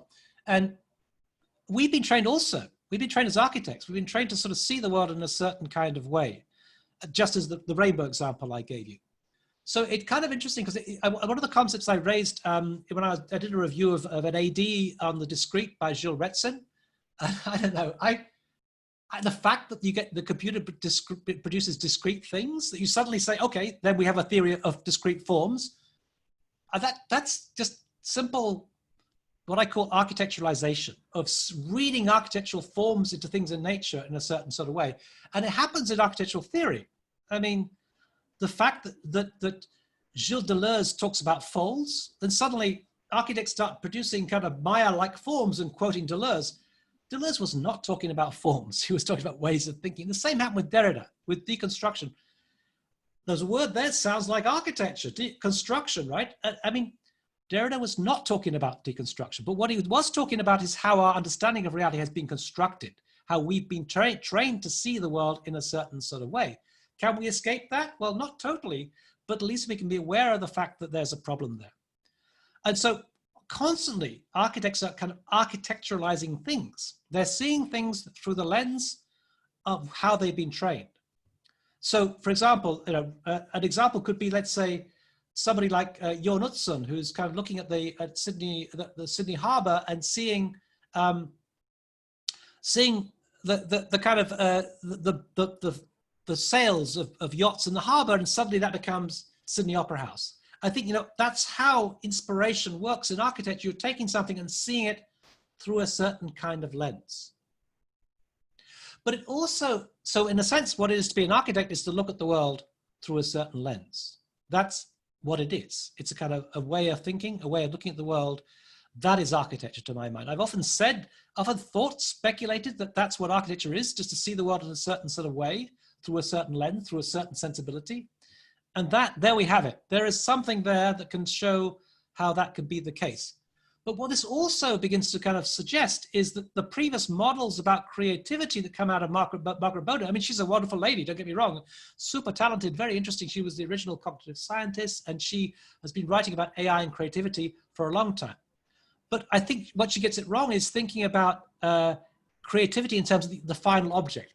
Creativity is operating in the way that we look at the world. That if vision is kind of being creative, I mean, to go back to Arnold Seth's model, if somehow we are, in a sense, predicting, we're guessing what we're seeing out there through what we see. So we're imagining what is there, we're fantasizing, we're hallucinating what is out there.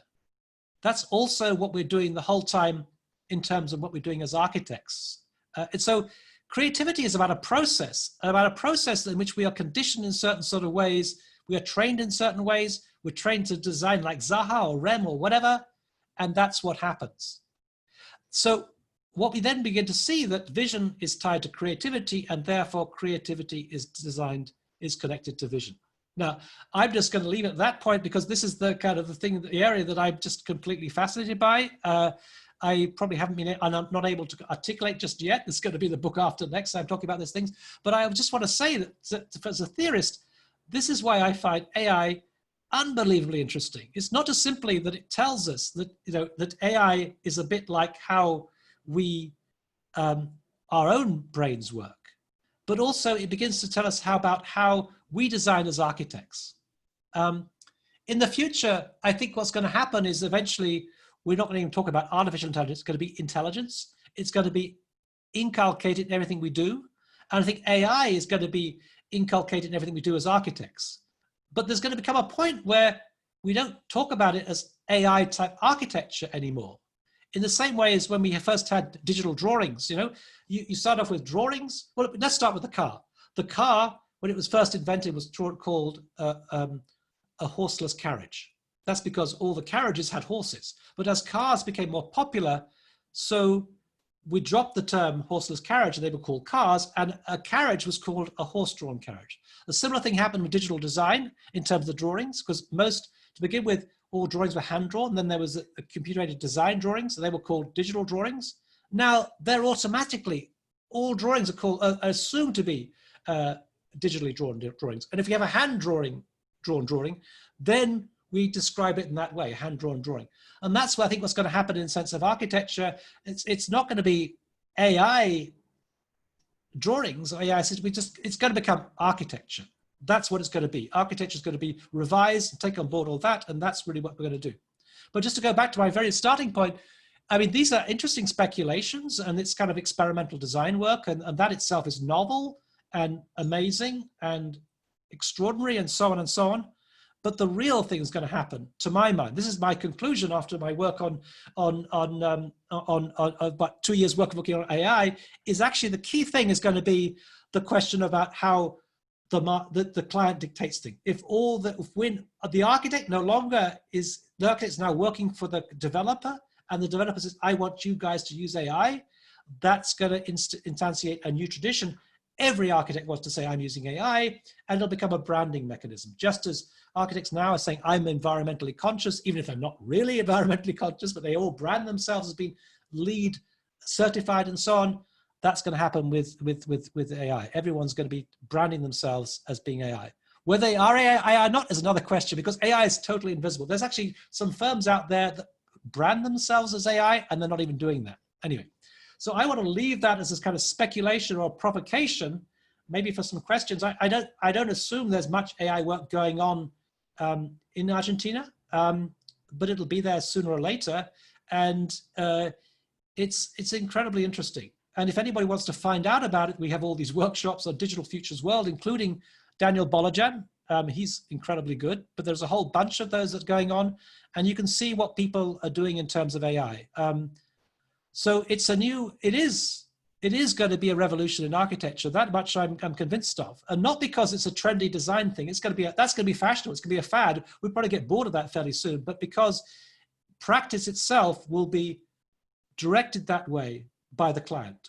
We have to follow the way the market goes, and that's the way the market's going to go. So I hope that's not going to be too shocking for you. I don't want to be over the top in terms of my the presentation of AI and being too positive about AI, because there's also a deeply negative side about AI. Let me just clarify that. There is a negative side of AI, and that's going to be the next book I'm going to be writing about, the dark side of AI, the death of the architect. But in some senses, what I'm talking about already is the death of the architect. There are two sides of the same coin. Alexa, Design My Building, is exactly the same as the title, The Death of the Architect. Anyway, that's what I have to offer today. I'm sorry about the helicopters that are going on upstairs, that side. That is LA for you, right? There are police helicopters, there are gunshots and so on. I don't know if we have any questions or how we can handle that, but there we are. Thank you.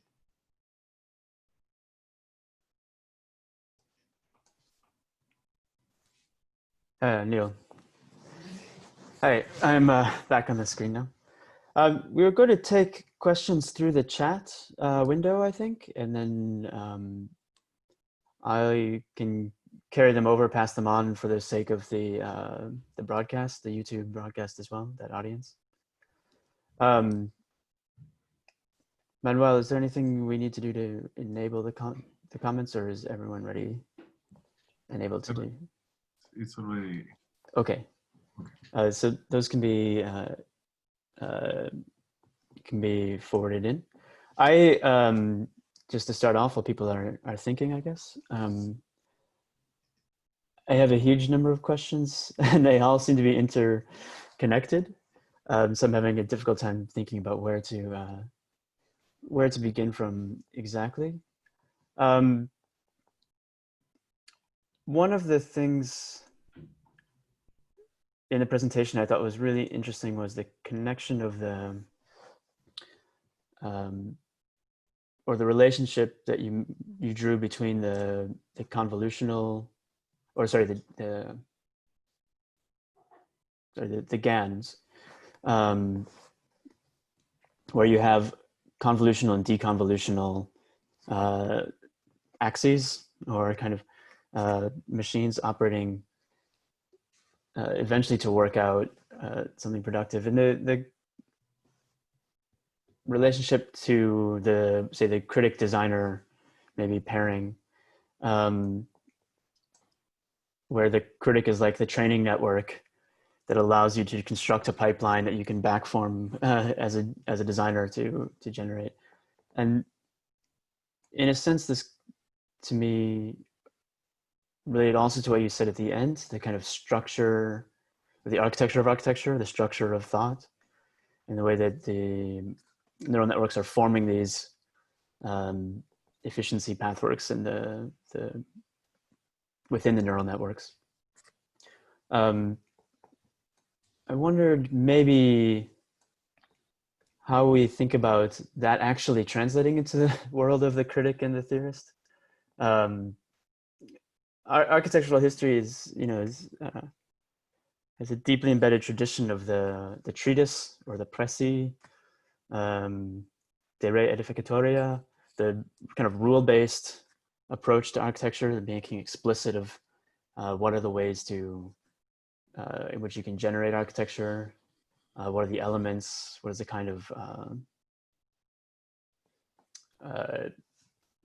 canonical way of doing that. With neural networks, it seems that these kind of rule structures, if they're happening within the neural network, they're almost entirely implicit, maybe even, at least as I understood in older deep learning, maybe even completely opaque to the person operating the machine learning model. Is there a connection to this? Is there a role still for understanding the formation of architecture through neural networks in the way that Durand or Alberti or Vitruvius would have understood a training of the architect? Yeah, I guess, I mean, the thing about, this is actually interesting. I mean, the thing about theory, and I guess I've been doing theory of a kind all of my life, is that there is no theory of theory. What is theory? In fact, there was a book came out recently. It was saying that we don't really have a theory of theory. All we have is different, it's like a recipe book. We have different recipes, examples of people doing things. And, there are many versions. I mean, when I was teaching in Dessau, I had a student from Egypt who said, and I was teaching from Rethinking Architecture, and they were saying, that's not theory. We were told that it was kind of Neufert, it was kind of like, we follow Neufert. And I think there are these prescriptive theories that are out there that, I don't find them terribly interesting. I guess, I mean, I was myself also conditioned, I was trained as a way, and I was, a lot of it was kind of, was based on Derrida, and Derrida was asking questions. I mean, he never said anything. He would just question, on what basis can we say that? And he would critiquing Heidegger, for example, and so on. And that I think is interesting in itself. So in a way, I've always taken that rather than trying to use theory as a kind of way of justifying a particular approach towards architecture, which I don't think is good. I think there's a problem in aesthetics of architecture. I finished in the final paragraph by saying, well, there's a real danger that theory can be appropriate as a fashion veneer to go and justify a kind of a design project. And there were plenty of instances at the AA when students were kind of doing a design and then quoting Derrida or quoting Zizek or quoting Deleuze. And I think that's absolutely the wrong way to do that. And that's why I'm very suspicious of Gilles Retzin's work on the discrete, because there's a kind of veneer of intellectualism, and actually it's not anything theoretical at all. It's just a formalism. So there's a danger of that. And I think that really, to my mind, theory is interesting because it starts asking questions. And I think I found myself in this book, I'm actually asking questions. I'm saying, is that how we think as architects? I'm not saying it's how we think, but it's interrogating something. And I think that the point about Derrida is that when he problematizes something, he says, well, he exposes a problem. And it's a way, he doesn't provide a solution. But in a way, the first step towards a solution is to recognize there's a problem in the first place. So rather than being trapped by a problem, you see that a problem is a problem.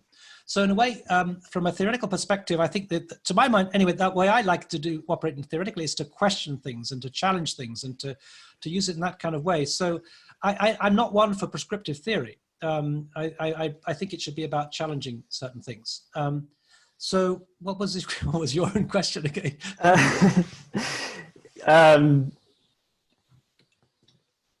I think the question is about maybe about the reception of AI generated architecture as a theorist, or even as a designer, as an architect who's trying to produce through AI and has the kind of architectural school training perhaps built in. Okay, maybe I'll phrase it another way. With parametric design, there was immediately a kind of engineering, kind of high-tech look came in and came back because it was something that architects recognized in the first things. And then maybe it shifted at some point. There was a resurgence of typology as a study for parametric design that maybe made an anchor point within the study, the history of architecture, as a way of domesticating it, perhaps. And I think you did actually touch on this in your answer about the kind of facile applications of theory within architecture. But the question was sort of, even for a critic, what is the kind of approach to either assessment or to, as a non neural network critic, as a human critic, is there a way to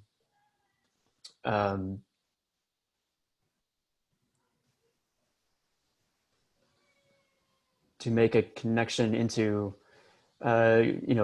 which is a better or a more successful or more applicative, or within the kind of space which now has exploded so much? What's the kind of, what does one do with that? Or do we simply change that role entirely, become more of an audience than a director, say? Yeah. Okay, well, there are other questions in that. Let me say, maybe first of all, so let me give the example of, I think, what you shouldn't be doing. I'm very suspicious of Mario Carpo, very suspicious. So he thinks that somehow there's a style of architecture that comes out of computation. That I find disturbing in itself. And more recently, he kind of came up with this kind of theory in the second, whatever it's called, that book he did, where he says, basically with big data, you get all this messy data that leads to messy architectural forms. Now, I think what we've got to do is absolutely, I mean, I don't know, I think that's completely banal, but I think what we've got to do is actually think about a different way of operating. In other words, instead of being the kind of top-down architect that, from Alberti that imposes form on the world, we become the kind of, we start using processes, we harness processes. So we become the kind of, that's what we do. We establish constraints, we unleash a process, and we step back and see what is producing. So it's a fundamentally different way of operating. And in some ways, if you're trained in one particular way, it's kind of unnerving because, we don't impose form. We just kind of, we generate, in fact, even the terminology that we use, I think has got to be redefined. So maybe even the word design becomes a different kind of concept. Maybe we're searching, but that's the term, or exploring. That's one of the terms that's been used for space maker, right? We explore the possibilities. We establish a search space, unleash an algorithm, and generate a number of what I would call outcomes, not designs, outcomes. And then out of those, we select one and we maybe filter them in a certain kind of way. It's a bit like how we take photographs these days. In a sense, the old days, you'd set up that ideal photograph. Now you take a bunch of sample shots and you pick the best one, then you filter it through kind of certain things, and that's what you get. So it's a radical change in how we approach from being the top-down demiurgic kind of imposer of form to being the kind of controller of processes. And that was what Manuel de Landa said many years ago, and I think that's really kind of the case of what we're doing. So it's so what's happening now, increasingly now, especially with the SpaceMaker operating, that you're getting a program that's generating outcomes and telling you which one is going to be the most efficient, and then it's up to you to select that. So it's a change, and it's kind of unnerving. I worked actually with back in 2002 when I was at the AA. We did a project in Amsterdam with Spiele Videchnik, who was teaching there. Ciro knows her very well, and she was completely unnerved because they used a program called iForm that would generate every 20 minutes. It was a process of kind of simulated annealing, and after 20 minutes, it would kind of produce a different result every time. And she just couldn't handle that because she was used to designing in a top-down sort of way. But I think that the world is changing, and we have to kind of absorb that and take that on board. So I think it's a fundamental, totally different approach. I mean, I don't even like the word parametric, to be honest. I don't tend to use it. I mean, I like the term algorithmic design, and I think there's a real confusion in the way that Patrick Schumacher talks about parametricism, because he conflates all these different approaches into one. Actually, parametric is a top-down approach. It's a kind of like, it's modeling something. And actually, there's explicit modeling, which is what you do in Rhino, for example, in Maya. Then there's the parametric modeling, which is actually ultimately really should just be CATIA and digital project. And algorithmic design, which is when you use processing and so on, that's completely different. So I think we've got to realize that it's a different way of operating. But what's interesting in terms of even processing, since that's something you've got some experience of, what is interesting is that even though you're allowing the computer to generate something, you then often go back and tweak the algorithm to get something that is better. I mean, Roland Snooks, I mean, we did a book on swarm intelligence together. And he's a great friend of mine, Roland. But in a way, what he would do, he gave a lecture once at USC when I was there. And Nick Pisco, who was a super smart guy who was working for Garry Technologies at the time, very computationally advanced, he said, well, what happens if you wrote an algorithm and it produced the Farnsworth house? And he said, well, that would be an unfortunate outcome. And for Nick, it would be an outcome. It's what the computer's kind of calculating. But so, and clearly Roland would go back and tweak the algorithm until it came out to be something interesting and so on.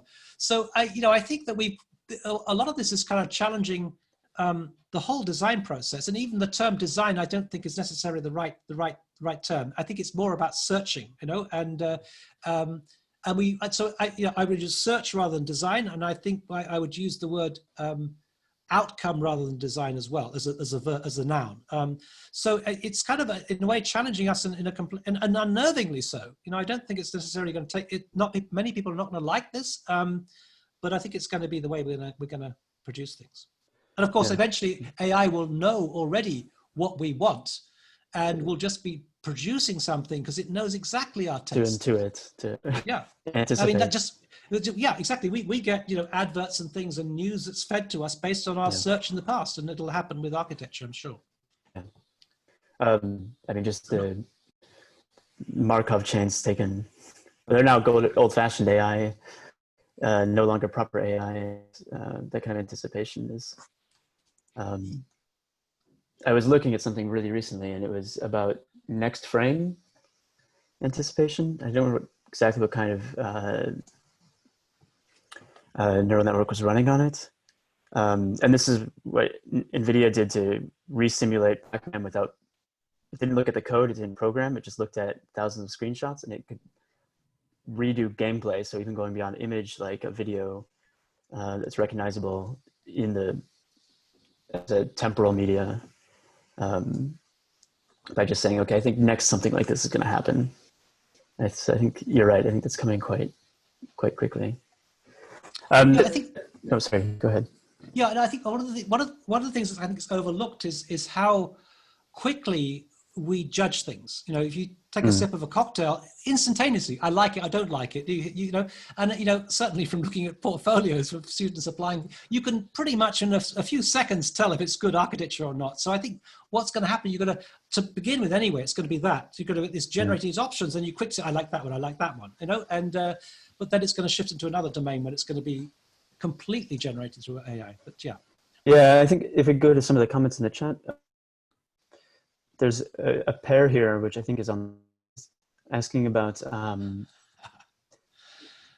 controlling the input, but not the output, and certainly not the output, and not even necessarily direct.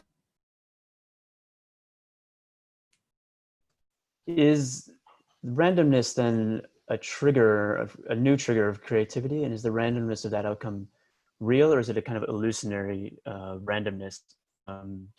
Is the randomness less or more prescribed than maybe than that we might think?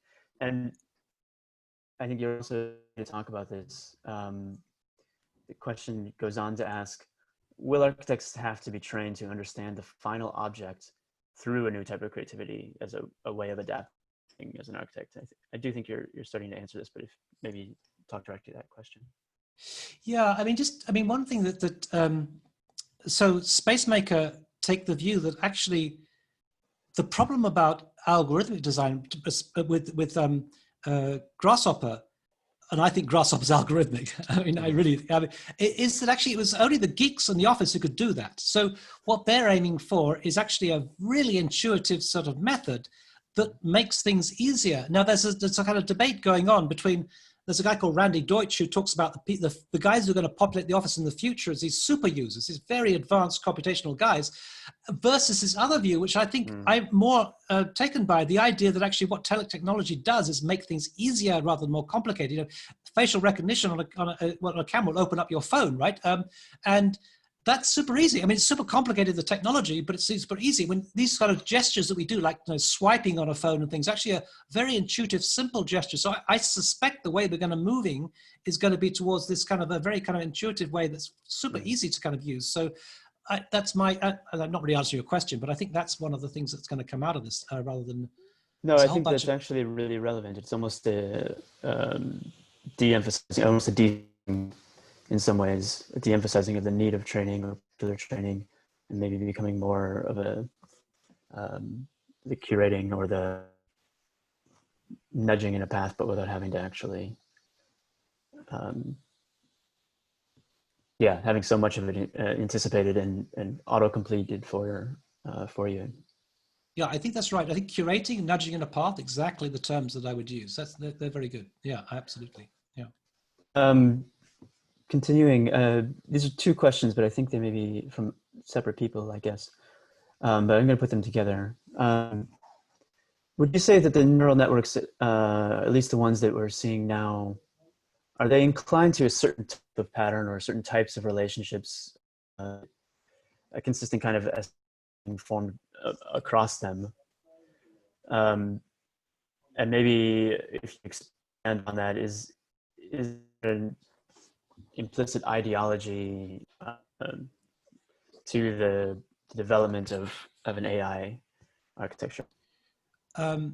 Yeah, I mean, okay, to answer the second question first, there is an implicit ideology in everything because the data itself has embedded in it an ideology. And that's where in some ways it kind of relates also to what Derrida was saying about how language actually has certain hierarchies, that we privilege one term over another in these binary oppositions of male over female, or the practice over theory and things. So that's one of the real problems actually about AI is all the biases in society are in the data and they come out in the outcome. So there is an implicit ideology, which is simply a replication of what the ideology was before that formed the original data. So that's the first part of the question was what? Sorry, again, remind me. Is the neural network inclined to certain types of patterns or relations that is giving a kind of consistent aesthetic? I think sometimes these look recognizable, like, oh, I've seen this AI thing before. Is there something in the neural network itself that is biased towards a certain texture or density of information? Yes, I way. mean, so I think you have to kind of like, in a sense, separate out the question of, I mean, one of the big questions people ask is okay, you're talking about, because some of these have the word style in it. I mean, style GAN in particular, style transfer, is this going to introduce a new style? And actually the answer there is really, it's not, it depends on the data that you input. So if your style is modernist, as in say that my student who was producing Miami, it produces modernist architecture, but it's not the system itself that is dictating the style. It's a question about the data, I mean, if you can call it style. But I think in a way, style is a kind of a conditioned response that you're controlling, and this isn't controlled in any way. I think on the other side of the question, though, is that there are some things that come out of the process that, in terms of what it picks up on, the features that it extracts, and that's the term that's used rather than the style transfer, the features that it extracts, and also you tend to get these morphed shapes to begin with anyway. So there's a certain kind of like aesthetic conditioning of the material that's coming out, but at the same time, the data itself is what it's dictating, what is the outcome. So it's a combination of the two things. So I think as we get more and more refined, it's going to be less warped and distorted, all that the stuff that's coming out. But really, in the end, it's just kind of, it's based on the data that's coming in. So that dictates everything. And then so you could, what you can do, I think, which is kind of interesting in a sense, is that if then you want to operate in a more hybrid way, let's say you take a database based on Zaha Hadid, and then you get some orchids or some other flowers, you could actually get a really interesting hybrid outcome that's coming out of the two different data sets that are playing off one another. So, so in a way, it's more a kind of a process that's facilitating a certain operation, but that operation does have a kind of distinctive characteristics you can pick up on. But I think those are going to disappear eventually as we get more and more refined. I find, I don't know. Sorry. Yeah, go ahead. No, I don't know if you. I use WeChat and a lot because I have one of my posters in China, and what's interesting is a translation facility on WeChat, which depends on deep learning and therefore the database of things. The more data, because data is the new fuel, and China's like OPEC because everybody's using cell phones the whole time, and so what's I going with this? So yeah, what you've noticed is over time, the translation gets much better. About 5 years ago, it was kind of weird translation coming, but now you think, holy shit, this is really pretty good translation. You know? And for someone like myself, who's spent 3.5 years of my life translating Alberti, I mean, the irony is you could just probably scan Alberti through Google and translate it these days as well. So, I think that these things are going to get better, and of course with Moore's law, we're going to get this kind of exponential increase in the development of technologies and so on. So, yeah, I'm not quite sure what I was answering there, but yeah, it's a kind of a new horizon for sure. I think one thing that I find interesting and maybe contradictory in AI is that, as you say, it's the feeding of the huge amount of data and as the training set. It seems to really point to, and you made this point also with AI Go, point to a logic of the possible and the set of all possibles, and then some of them are realized. In a kind of philosophical sense, what you get out when you make these interesting hybrids looks nothing like what we would previously see about like combinatorial design or designing from canons or from sets of possible, modular or anything like that, right? The tree, Sagrada Familia, forest in Sagrada Familia, has the kind of character and quality of the virtual, as Deleuze or Delando would take as the opposite of the kind of possible real dichotomy.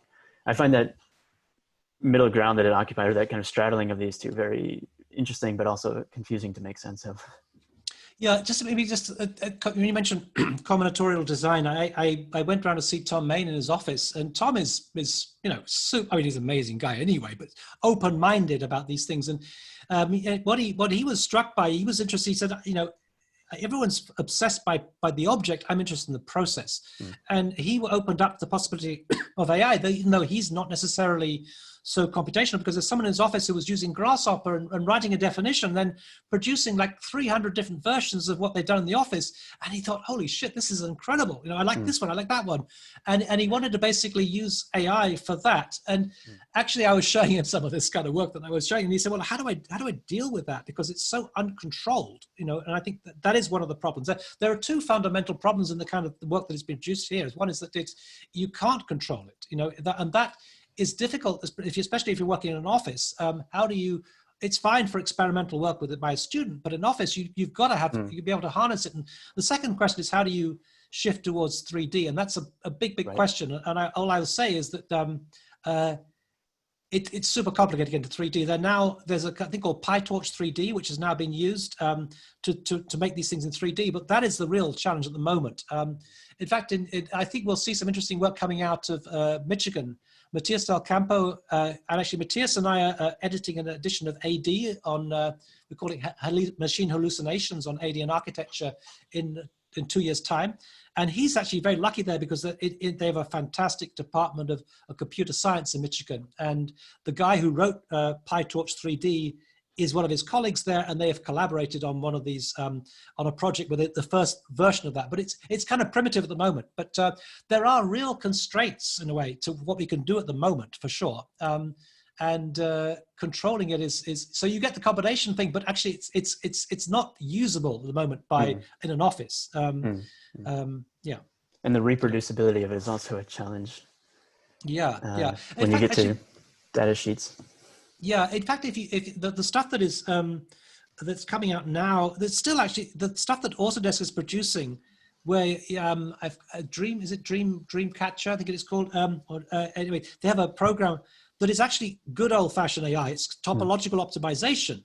And that's actually more manageable because it produces concrete versions out there, and you just choose from that. But in a way, deep dream or deep learning is the next thing. And what is interesting right now is not only comparing the question about how is it going to be easy to use, there's kind of Randy Deutsch versus actually the Autodesk view is actually it should be super easy to use, but also comparing the different sort of versions of how you use it. So on the one hand, you've got SpaceMaker, who are not very AI, and then you've got XCool in Shenzhen, who are completely AI. It's absolutely deep learning and seeing which model comes out. And I think the real advance is going to come out of XCool. They're the ones who are going to produce the really new stuff. And they can do that because their company's owned by Tencent that owns WeChat, and therefore they have access to data.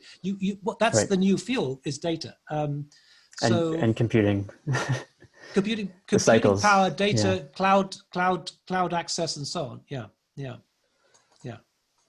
So I think, one thing I say is they are obsessed with AI in China, absolutely obsessed. My university, Tongji, the president is actually one of the leading experts on AI. He's blacklisted in the States because I presume he's kind of involved in surveillance or something. But they've just they're setting up a new campus totally dedicated to AI. And actually New York University in Shanghai has a new program, AI and Culture, that Ben Bratton is running. I predict that every single department in every single university by the end of this decade will have something in AI. AI will be absolutely everywhere. I'm convinced of that. Pick up a question on this kind of the projections. There's a question, the death of the architect seems to be grounded in an extreme optimism about digital technologies and where they're going. At the same time, there's a current sort of disbelief in architects or humans' creativity and its ability to operate culturally, to anticipate near futures with the inertia of past ideas. But this is also somewhat what you're doing, anticipating 2050 as a mesh of past images. In that sense, rather than an inevitable defeat of the architect, can a new form of intelligence that steps onto and goes beyond AI be envisioned in a similar way that AI goes beyond human intelligence? And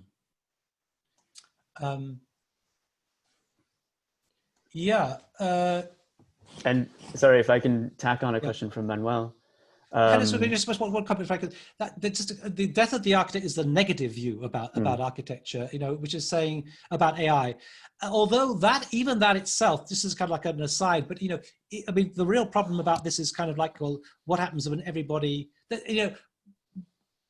when the data's out there, everyone will know everything about everyone. And there's kind of this fear of surveillance. And I think one of the interesting things that comes out of COVID-19 is this a debate that's been going on between Slavoj Žižek and Ben Bratton is actually maybe surveillance is necessary these days. You know, in the States, everyone's saying, what about freedom? You know, we should have freedom to, but actually maybe you should trump that individual freedom, which is always a bit suspicious anyway in the States. It's kind of libertarian freedom. It's not real freedom. And actually think about the greater good. So maybe surveillance is absolutely necessary. And so, I mean, so it's always a kind of very much a kind of two-sided coin, you know, when I think one of the potentially terrifying things is kind of like Elon Musk is talking about Neuralink. Neuralink is when you kind of connect with directly for your brain to some device, and he's talking about how you can help use it for medical purposes, but you can also imagine that actually it can be used for kind of, you know, for negative ways, very pernicious ways. And Zizek makes a comment actually that when they did experiment with people and how you could control how they think, people didn't even realize they were being controlled. And I think there's on both sides, there's always a flip side of everything, you know, a positive and negative side. In the end, it's a key question about how something is being used. And there is a kind of a theory of what's called, or a critique of what's called technological determinism. In other words, that viewpoint says that actually everything is negative.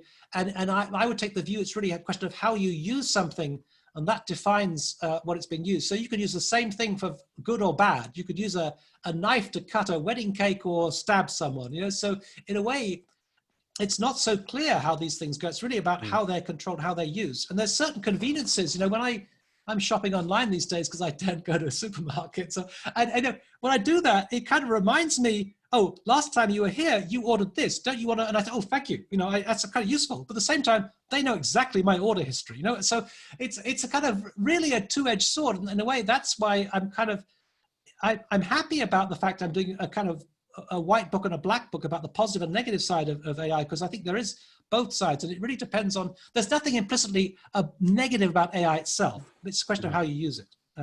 Yeah, sorry. So Manuel has the Nietzschean line, when one gets rid of oneself, one does as dearly as possible. One almost earns the right to live. And his question is, in the event of full AI,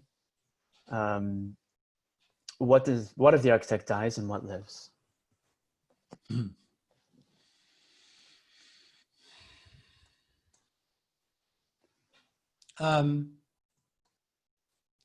Well, there's a whole series of debates going on about this outside of architecture. Somehow, for some reason, architecture is not an issue. But there's a guy called Martin Ford who's writing about what happens when machines take over, and how do we handle that world. And I think what's interesting about this is actually, and he's an American, and well, for him actually the real problem is well, some people are going to be incredibly wealthy and some people are not. So all the big corporations, we see already Amazon's doing very well out of this COVID situation. And we're going to have to introduce some kind of form of wealth distribution. The problem in the States is that socialism has such a negative connotation that will never happen. You know, I think in Europe it's fine. You know, I think Europe is essentially what Americans would call socialist. We don't call it that necessarily, but you know, the fact that we have free healthcare in the UK and there's free education in Germany, you know, I think in a way this is the kind of crisis that is facing the States, and I think where it's a big political issue right now. You know, and I think that we're in a really difficult situation in terms of healthcare when people just don't have healthcare coverage and so on, and it's so there's all sorts of kind of like issues that kind of kick in that beyond the question about architecture itself when the work goes away. At some level, it's going to be nice and easy, and so on. And to begin with, of course, for architects, it's going to be a great tool because it's going to make, they can enter competitions and do a competition overnight, and it's going to be super seductive and so on. But eventually, the connotations are not so easy. I mean, what happens to architects? What happens to human beings? I mean, the problem is that kind of like, is there anywhere to escape to? I mean, I think every single profession is going to be hit by this. I mean, for example, I think one of the things I've been, two of the ADs I've done are space architecture and 3D printed body architecture. One of the arguments there was actually, if you're an architect, you can redeploy your skill set. I think this is something we haven't recognized, is that actually there are very few disciplines where you have this particular kind of skill set of design, of three-dimensional awareness and kind of material understanding, and that it could be deployed elsewhere. We discovered, for example, that there are a lot of architects who are of 3D printing all sorts of things. So there's Remdi Koolhaas who's 3D printing shoes. There are guys who are doing sugar. There are, and so on and so on and so on, and also wearables and things. And in some ways, this was a comment that Paolo Antonelli from the MoMA in New York said, well, actually, we have to get beyond this kind of notion of silos where there's architecture and there's something else. Actually, it's all part of design. And what technologies allowed us to do is to kind of break down those silos and to explore other territories. And so that's, in some sense, that's the way forward. Also in space architecture, all the guys working in space happen to be architects by training. So I think the architectural background is incredibly useful. And but the problem is that when you kind of, it's like jumping into a kind of a life raft, but then you discover that life raft's also sinking. So I'm not quite sure whether there's any escape to anything right now. I don't know what the answer is, but again, with Derrida, the issue is to be aware of the problem and to start thinking about that thing. So what happens with architects when I don't know. All I would say that if I were an architect now, and if I were a student now, I would be saying, well, okay, what are the ways in which I can deploy my training? And I think one of the things that becomes very obvious is that leisure is going to be big. There's going to be a lot of people with a lot of leisure. So you would still think, well, okay, leisure time activities are the things that you should be doing. So probably gaming, I guess, I don't know. But it's difficult to know what the future holds. I mean, but it's, you know, I think what I'm saying is that, you know, I think that we as architects have really, I mentioned this before, but I want to repeat this.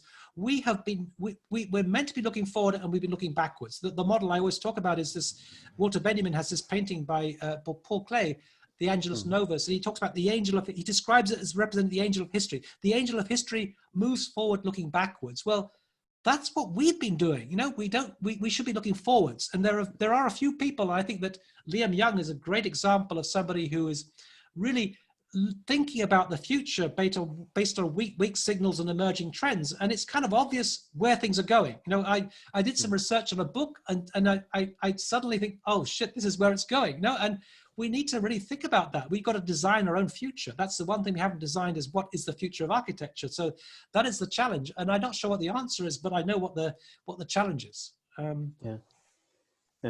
Coming back to maybe the immediate present, the immediate future then. The question asks, you know, with artificial intelligence, it's you're leaving behind the conceptual and creative paradigm of architecture. So perhaps like the replicants that in all ways resemble or even exceed humans, but have a short circuit when it comes to emotion. With that in mind, what is maybe the usefulness of artificial intelligence for architecture, not just the architects who might bail on practice of architecture, but setting aside, of course, the kind of economics and budgeting and kind of the manpower of running an office or something like that, but within the kind of creative, on line with the generation of artworks that some of the creative GANs have been doing. Yeah, maybe I got a bit lost towards the end, but can I pick up on two things you said in the beginning of that question? Yeah. There are two issues. You mentioned emotions and creativity. I think they're distinct in some ways. And what you can do is simulate emotions, or even what's happening increasingly, the work of Jenny Sabin and Behnaz Farahi have been kind of tracking emotions and having responsive architectures that respond to that. And I think that's happening, for example, in cars now, BMW looking at how you might sort of check out how people, if they're falling asleep or something, you know, you can wake them up and so on. So there's a kind of like that actually you shouldn't see them as mutually exclusive. There's a way of actually how you can simulate emotions, and there's a whole branch in MIT Media Lab where they're looking at that at emotive computing and so on. But in terms of creativity, I think this is actually this is the big myth that I think we have to sort of challenge, and that is the notion of the architect genius that we thought we had. I don't think. I mean, I just want to go back to the comment that said Lisa Dole makes about, you know, what AlphaGo taught us, that, and I guess it's such an important comment, is that moves that we human beings thought were creative were not creative at all compared to what AI could do. Now, and I think we have a myth inside architecture that we are that creative. You know, I think we operate in a very narrow domain. And I suspect that what we're going to see is actually that myth is going to be exploded in the near future. That the notion of the architect genius is going to be challenged in some way. I mean, one of the interesting kind of things, just having said that, one of the interesting things is about humans is actually, a lot of it's about intuition. And we can't really explain how we operate through intuition, but exactly the same happens in deep learning. We just don't know. Even the computer experts don't know. It produces interesting results, but they don't know what is happening inside a neural network, the multi-layers of a deep learning neural network. We don't understand that. So I don't know. I'm more positive in some ways. I think that maybe this is going to redefine architecture and it's going to move forward in a new way. It's just that we have to kind of give up some of the hang-ups we had in the past. You know, I started off with Alberti, and he was really a kind of revolutionary in many ways, trying to rethink what things are. And okay, we might, well, the model of the architect we have there is maybe coming to an end, but maybe something else could emerge out of that, you know, once we are aware of the conditions in which we're operating. So I don't know, I don't necessarily think that the use of computation precludes creativity.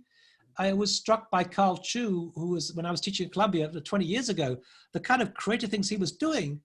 I mean, they were really weird and wacky, you know, so it might open up a new kind of, a new sphere of inventive, an inventive approach, but it doesn't depend quite so much on that old-fashioned notion of the creative genius that we had in the past, I suspect. Yeah. I mean, I would tend to agree. I think the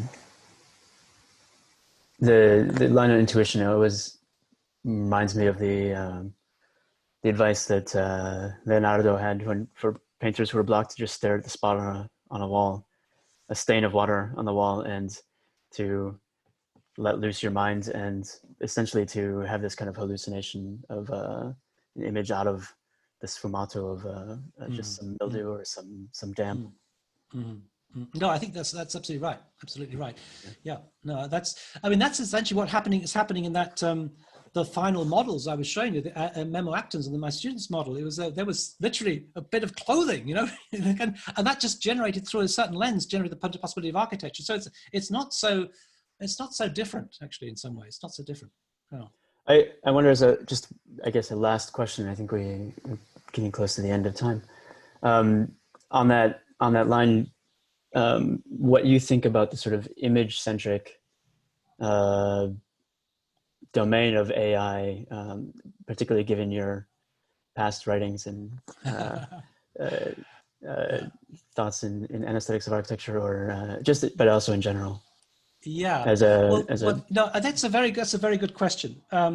And so there are two things. I mean, I think I'm always kind of struck by the difference between that Deleuze talks about in terms of a kind of process-based way of thinking, basis on forces and so on, which he calls the kind of Gothic architectures, to say things that are generated out of deeper concerns, and a kind of representational logic, which he thinks in terms of the kind of, he calls it the Romanesque, but it's really the kind of classical model. And I've always been in favor of the kind of process-based way of thinking, of morphogenesis and all those kind of ways of thinking.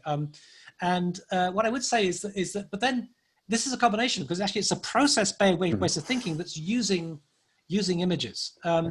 So yeah, but I think that's absolutely a good question. I also think that in the end, while I'm completely fascinated by, and many others, I think, with the kind of what is being hallucinated now, and the process of what it is, and to my mind, it's not so much the images, but what it says about how we operate. I think that's absolutely fascinating. But in the end, it's not going to be that. It's going to be a performance-based tool. It's going to tell us what is going to be producing the most, in the most efficient way. And maybe that's disappointing. I don't know, but so it's not really going to be about images in the end. It's going to be about getting the optimal solution. But that's a very good question. You know, it kind of worries me in some way. I also, but just to say that, like, you know, I think, you know, when I wrote anesthetics, which was it was a one-sided diatribe against images, right? And I did it because I wanted to make a manifesto. And when you write a manifesto, it's undialectical. You don't take into account the opposite side. So a few years later, I wrote Camouflage, which was trying to kind of like present that actually there is a role for representation as a way of kind of engaging us, and it has its own sort of role. So light and the dark again. Yeah, exactly. No, exactly. And Mark Foster Gage, it's kind of funny because he came give his lecture at Miami. Ciro came as well, but he came more recently, and he said, I absolutely hated that book, Anesthetics of Architecture, but I loved that book, Camouflage. And it was kind of interesting because I actually was on a review with him in Copenhagen once, and Akim and I were sitting there, and he was saying, okay, and they produced this kind of a series of projects for a bridge. And they were using, I don't know what the software was, but it must be the same software that Hernan was using, Hernan de Alonso. It was this kind of chewing gum architecture that appeared, right? And he said to us, he said, well, you know, he said basically, well, I want you to judge this on pure beauty. And then Akim and I were looking at each other and we were saying, well, how can you judge something on pure beauty? And I think in the end, it has to be more dialectical. There are two realms of architecture. One is the kind of representational realm, and one is the kind of process-based realm. And the reason I think for the kind of the interest in morphogenesis and the kind of things that Manuel de Landa was presenting, and this was actually de Landa's own point, was it was really as a kind of response to postmodernism. Postmodernism was obsessed by images. We had to kind of shift the balance between those two and focus instead on processes. Yeah, I think that is where, I think that's where, and I think there's been a counter reaction. I think that some of the kind of the stuff that's been coming out more recently, it looks like it's a revival of postmodernism, but I think it's probably a kind of response to that process-based thinking. So, but in the end, I think that's what architecture is. It's both one and the other, and I think we have to keep that in balance. So, in a way, I think the dialectic is incredibly important, you know, and I think that those people who talk about performance, I mean, actually, Akim's an interesting example, right? And Ciro knows him well. Akim, in fact, the whole discourse, the AA that was going on in the past 2000 and so on onwards, a lot of it was kind of based on trying to justify something in terms of kind of diagramming, and in MTech especially, it was all about trying to get some kind of performative-based logic behind things. But in the end, they wanted something beautiful, right? It was kind of, beauty was this kind of undisclosed part of things. And you know, even someone like Tom Main, who I think has the most exquisite eye. I mean, absolutely exquisite. He produces really beautiful things. He keeps telling us, "Oh no, I'm not interested in beauty," but actually he is. You know, so there's a dialectic that's kind of going on there. Often those who are kind of who are kind of actually really interested, they deny in denial. It reminds me of the movie American Beauty, where the guy I forget the story now exactly, but there's a figure in the beginning who's completely homophobic, and it ends up that he's gay, and almost like there's a denial within ourselves of what we really want, and we're just repressing it, but actually it becomes unleashed in the subconscious. Actually, it becomes it's sublimating through art. So we produce these things. So there were the AA guys, but you know, not talking about it at all, but producing diagrams, but exquisite diagrams. So I think, you know, we have to recognize that they're two sides of the same coin. And I think the dialectic is actually an interesting model because that's how the brain itself operates. I mean, Freud talks about how the brain is kind of hydraulic, and you're balancing out these two different things. And I suspect that neuroscience is also going to tell us something very similar. So in the end, I think it's a point to take on board both. So I don't know, I feel a bit disingenuous when you write one thing and then you write the other thing. I feel a bit like a lawyer in a law court where you have one client and you know that person's guilty, but you've got to defend them. And then you could be on either side of the fence. So it's I don't know. So in the end, I think I'm going to challenge myself now, because I'm now going to write negative things about AI, having celebrated AI, you know, and I'm going to kind of tap into the doom and gloom of COVID-19 and produce something about the death of the architect. And of course, but I don't know. All I have to say is I hope I'm going to be dialectic, and I hope I'm going to be balanced in things, because that's what architecture is in the end. No matter what we think it is, it's actually a combination of both the representational discourse of what things look like and how they behave. So yeah. Okay. Well, thank you very much. I think this was a really fascinating talk, and I imagine around the student body there's going to be a lot of discussion pinging around. Yeah. I expect to hear some of it in my studio clips coming up. Manuel, did you want to have a last word? That's okay. Thank you very much, Okay. Nick. Thank you, Trevor. Just one thing I'd say is, if I'm going to give something online as part of this Digital Futures World thing, and it's going to be like 7 days of unpacking it in much more detail. So I'm kind of doing a huge overview, and I haven't prepared it yet, but hopefully if anyone's interested in going to much more detail, I'll be looking at it then. But it is, I think it's an important thing. I think what I will say is, for theorists, I think this is really important to engage with some of these technologies. And I think that there's been an antipathy towards technology for some reason in the kind of the theoretical body. And I think it's important to think about this and think about in terms of theoretical ideas, to try and theorize it. And that's not so straightforward, but I think there's some interesting things that are opening up now. And hopefully, I think AI is going to prompt a whole series of theoretical debates about what is architecture and what is design and so on. So if I've initiated a debate, even if it's people arguing about it and I angry about it, that's really what I'm trying to do, is to kind of initiate the debate itself. So yeah. Anyway, thank you for the opportunity. Thank you, Neil. Thank you, Trevor. Thanks a lot. Okay. See you guys. Bye. Bye. Thank you. Bye.